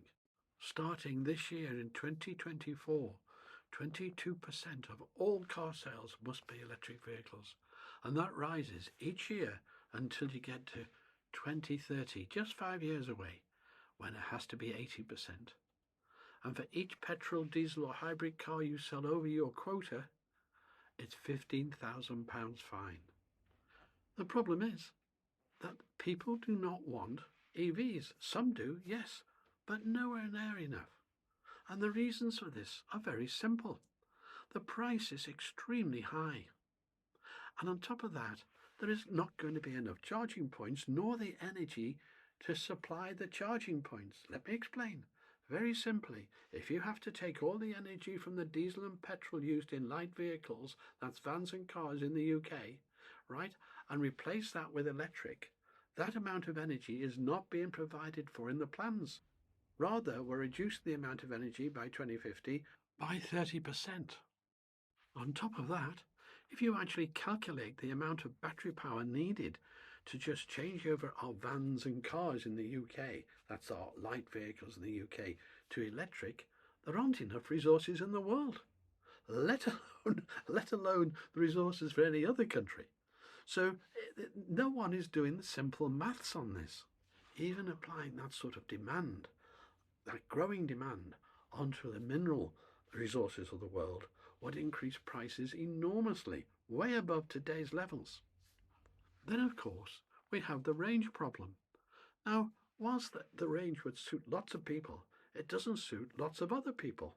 And it is a huge problem for people, and it is part of the limited demand for electric vehicles. And of course, a very big one is because of the lack of demand, because of the lack of faith, the depreciation on electric vehicles is terrible. It's extremely bad. The cost of the electric vehicle depreciation is enormous. So much so, look what the dealers are saying. More car dealers are holding off buying used EVs as prices plummet. And that's because they don't want to buy a used EV, put it in their showroom, and then have that depreciate every day, every week, like a rocket. They just can't afford to do it. So whilst they're being forced to sell you these, and they are being forced to, right, at the same time, they don't want to buy them back from you. This is a formula for disaster. Now, given that this year they haven't even managed to reach that 22%, and that's going to be increasing in 2025, 2026, and so on, it's an impossible situation for them. It's the death of their industry, and they are screaming. In addition, half of the country or more don't have driveways to put a charge point in. They really are restricted on when and where they can charge. And charging point charges now on the highways can cost twice as much as petrol. That's right, charging your EV on the road on a charging point can cost twice as much as you would spend on the same car weight, the same car size in petrol. So it's more expensive to drive if you're not at home. But then even if you manage to have a driveway, and even if you manage to install the charger, even then you cannot be guaranteed the next morning when you wake up that the charge will be there. And the reason is lots of other people in the street may have chargers and there won't be enough power to charge. You've heard of 5-year plans. They were common in the Soviet Union and lots of other communist countries, and none of them ever worked.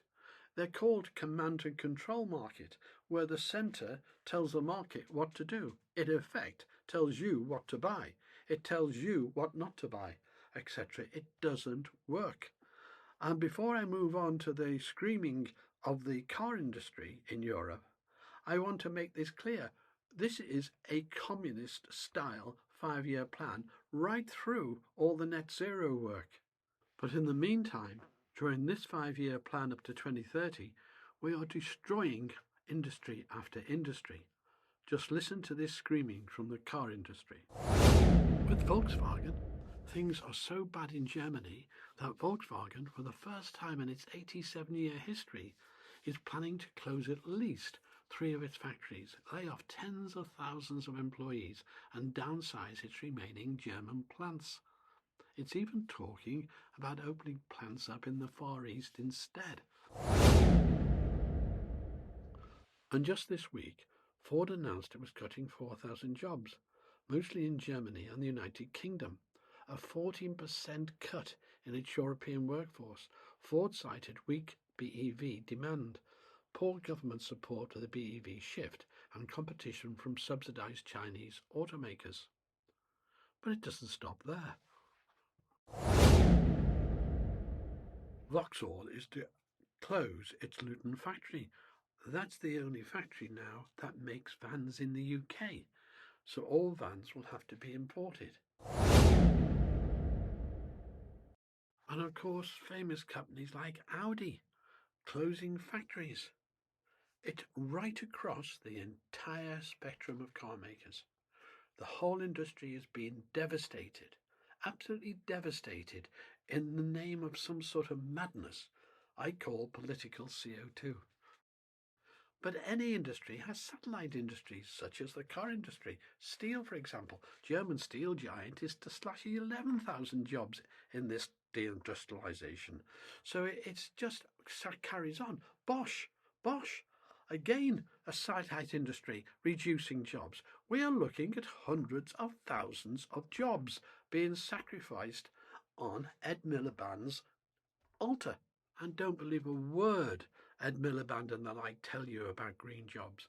Northolt were a huge, it's actually the biggest startup, $15 billion startup to make batteries for EVs. They've gone bust. It's just a myth that we're going to get all these green jobs. The green jobs are all in China as they laugh their heads off, exporting the rope for us to hang ourselves in the West. Now, diesel is used by our heavy transport and by many motorists as well. Look at this. The UK has the second most expensive diesel prices in Europe. Whilst we are here, it is worth mentioning that the government also publishes international road fuel prices too. Petrol prices are reasonably competitive with the EU, with our prices being 19th cheapest across the EU 27, some 8% above the median though. However, the diesel prices are an entirely different story, with UK prices being the second most expensive behind Finland. some 12% above the median, and that cripples our industry, our transport, all sorts of costs. Cheap energy is a fundamental building block of any economy. Absolutely. And those with the cheapest energy do the best. Those with the cheapest energy give the better quality of living. Way back at the Industrial Revolution, it was the creation of the ability to use the fossil fuels to create energy that meant that one man could do the job of 100. That is what gave the prosperity to the world. Now look at this graph here. You'll see that the US, has recently had a bit of a rise there in energy prices. China just continuing to drop in retail energy costs. But look at Europe here, just taking off with super high costs. Now our industry has to pay 4 times the cost of energy in America. And even that now under Trump is going to reduce again.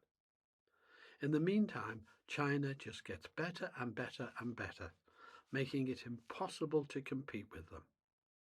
Now looking back to our car industry and the madness of the 5-year plan, that's completely crucifying it. The entire motor car industry in Europe is being ditched. Whilst China, everything there is rising. This is total madness. Total, utter madness.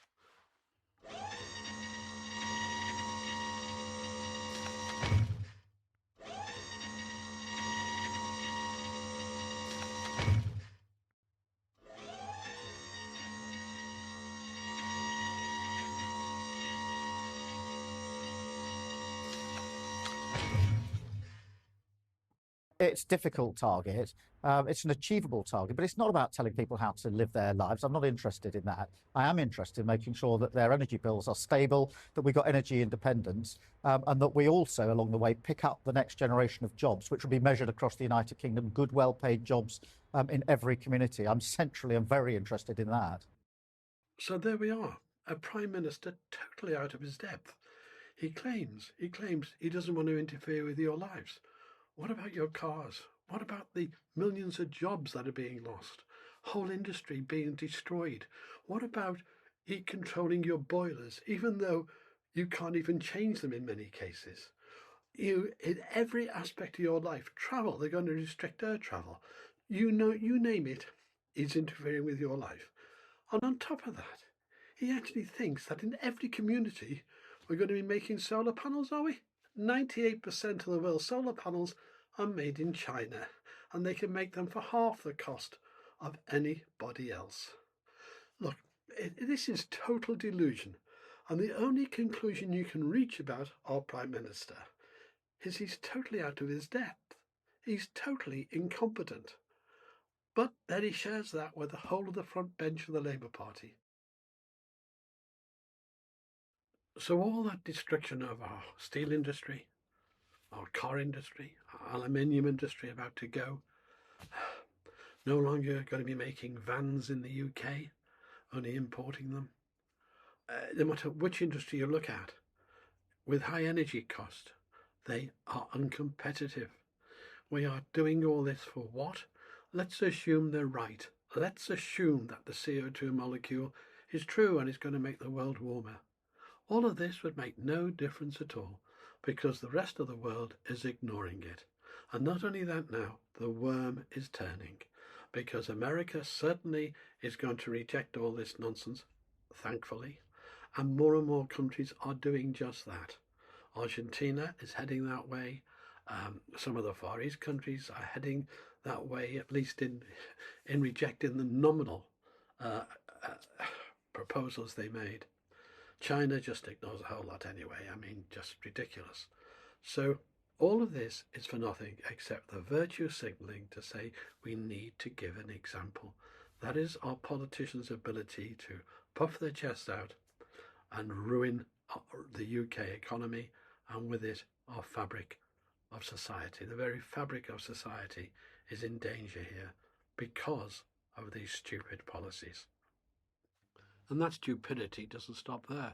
Whilst encouraging EV ownership, just look what they're going to be taxing them, because as nearly every EV is over £40,000, they incur the luxury car tax, and hence for the 2nd to 6th year the road tax is £605 a year, and the 7th year onwards it reduces to the £195. The difference is the 5 years of luxury car tax. That's really going to encourage EVs, isn't it? But then the plan is not to encourage EVs. The plan is actually to do away with private car ownership. That's the only thing that makes sense with all these policies, because they're reducing the amount of electricity available by 2030. They're calling it efficiency. I don't know how, because they've got to convert all that petrol and diesel over to electric. There just isn't enough generation capacity to do that. So the plan is to price people out of private personal transport. Full stop. Despite free speech being fundamental to the health of our society, it is today under great threat. The British government is one of the main financial backers of a new international campaign designed to suppress online climate change skepticism. That's people like me. The government are actually financing campaigns to stop people like myself, ahead of next year's make or break COP30 in Brazil. Well, let me fill you in there. The £300 billion a year promised to the third world in COP29 is not actually real, because it's subject to China and others agreeing to also contribute, and they won't. Therefore, it's total fictional. The COPs are already broken. I think COP30 will just be putting the nail in the coffin. I'll carry on. COP30 in Brazil, run by the United Nations and UNESCO, the Global Initiative for Information Integrity on Climate Change, was signed off at a recent G20 summit in Brazil. So the G20 are into this as well, you see. Part of the remit will fund non-profit outfits rooting out so-called disinformation and promoting public awareness campaigns. Commenting on the campaign, the UN's Global Communication flag Eliza Fleming noted that a growing number of people are waking up to the harms caused by climate disinformation and toxic information ecosystems in general. She suggested that the global movement for information integrity is gaining momentum. Oh, good on you. Let's move on from that. Fleming and UN employers have always been aware of the need to control the global narrative. Yes, they have, because they can't actually take any resistance, any debate on it, any normal scientific process on it. They have to control it, or try to. At a recent World Economic Forum disinformation seminar, oh, there we are again, the WEF, she noted that the UN had partnered with Google to ensure only UN-approved climate search results appeared at the top in chilling tones, she explained, and this is really chilling. We are becoming more proactive. We own the science, and the world should know it. We own the science, and the world should know it? These are incredibly stupid people. They don't even understand what science is. That is so chilling. Today, freedom of speech in the UK is under great threat. People are jailed for even witnessing events. Even though they take no part in it, people are jailed for making social media comments. Now, today we've had a lot of fuss about a Telegraph lady, journalist, being questioned by the police for a non-hate crime and all this sort of stupid nonsense.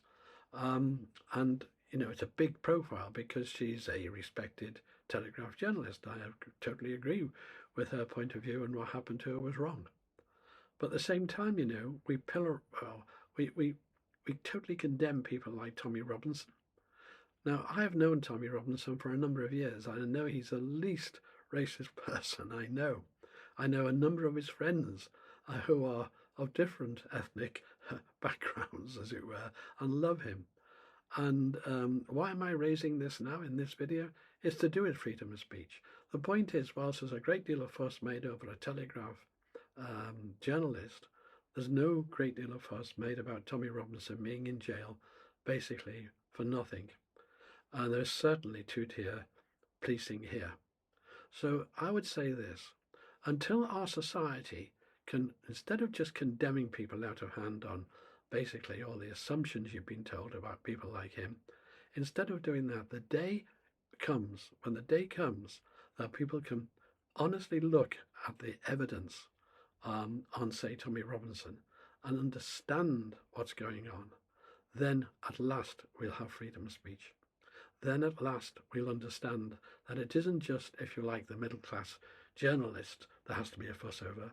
It's anybody. And because they came for him originally, in him exposing the grooming gangs, because they came for him, they're today coming for further up the pecking order, if you like. That's all. It's the same. We should never have allowed that to happen at any stage. And so that's what I would like to say. He's in jail at the moment for contempt of court, and he pleaded guilty because he was in contempt of court. But which, when Tommy showed it, he broke the court order, and I agree he did. He pleaded guilty to that, and he's in jail. He's in jail not for a crime, but for a civil offence.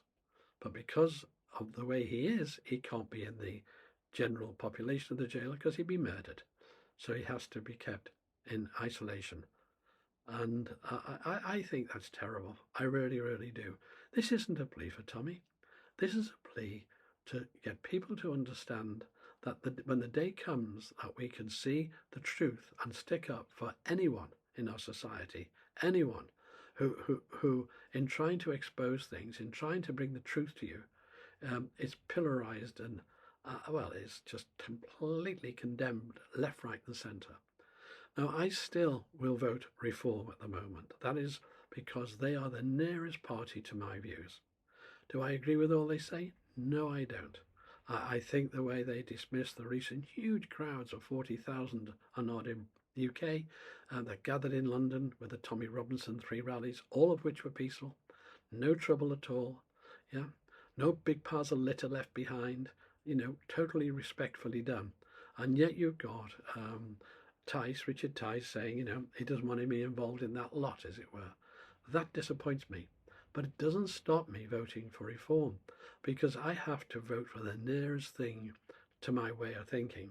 I know that Reform are making mistakes already. I know they've made a mistake with Ben Habib, for example. And so, yeah, that but doesn't stop me voting for them. And that's where I am. And it's one of the reasons I'm never going to belong to a political party again. Never. No intentions of doing that. I want total freedom to speech. But don't think for one moment we have freedom of speech in the UK. We don't. And you only have to ask yourself how careful you are in what you say these days to understand how that weight, that restriction, that feeling comes on everybody.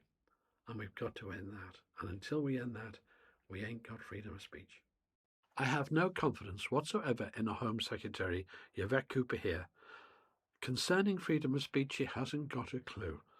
But at last, some big forces are beginning to understand what's been happening, even to the point of Elon Musk seeking the release of Tommy Robinson and beginning to understand the injustice involved here. Now, I fully appreciate that my reference to Tommy Robinson may, affect some people because, there's been many years of total propaganda against him. I need to explain my connection. I attended a Brexit rally in London, and I was backstage on that, involved with other people who were very much pro-Brexit. And Tommy Robinson was there. He was on the stage, and I met him, and I offered to do a documentary because I wanted to get his story, really. And I made a 3-part documentary.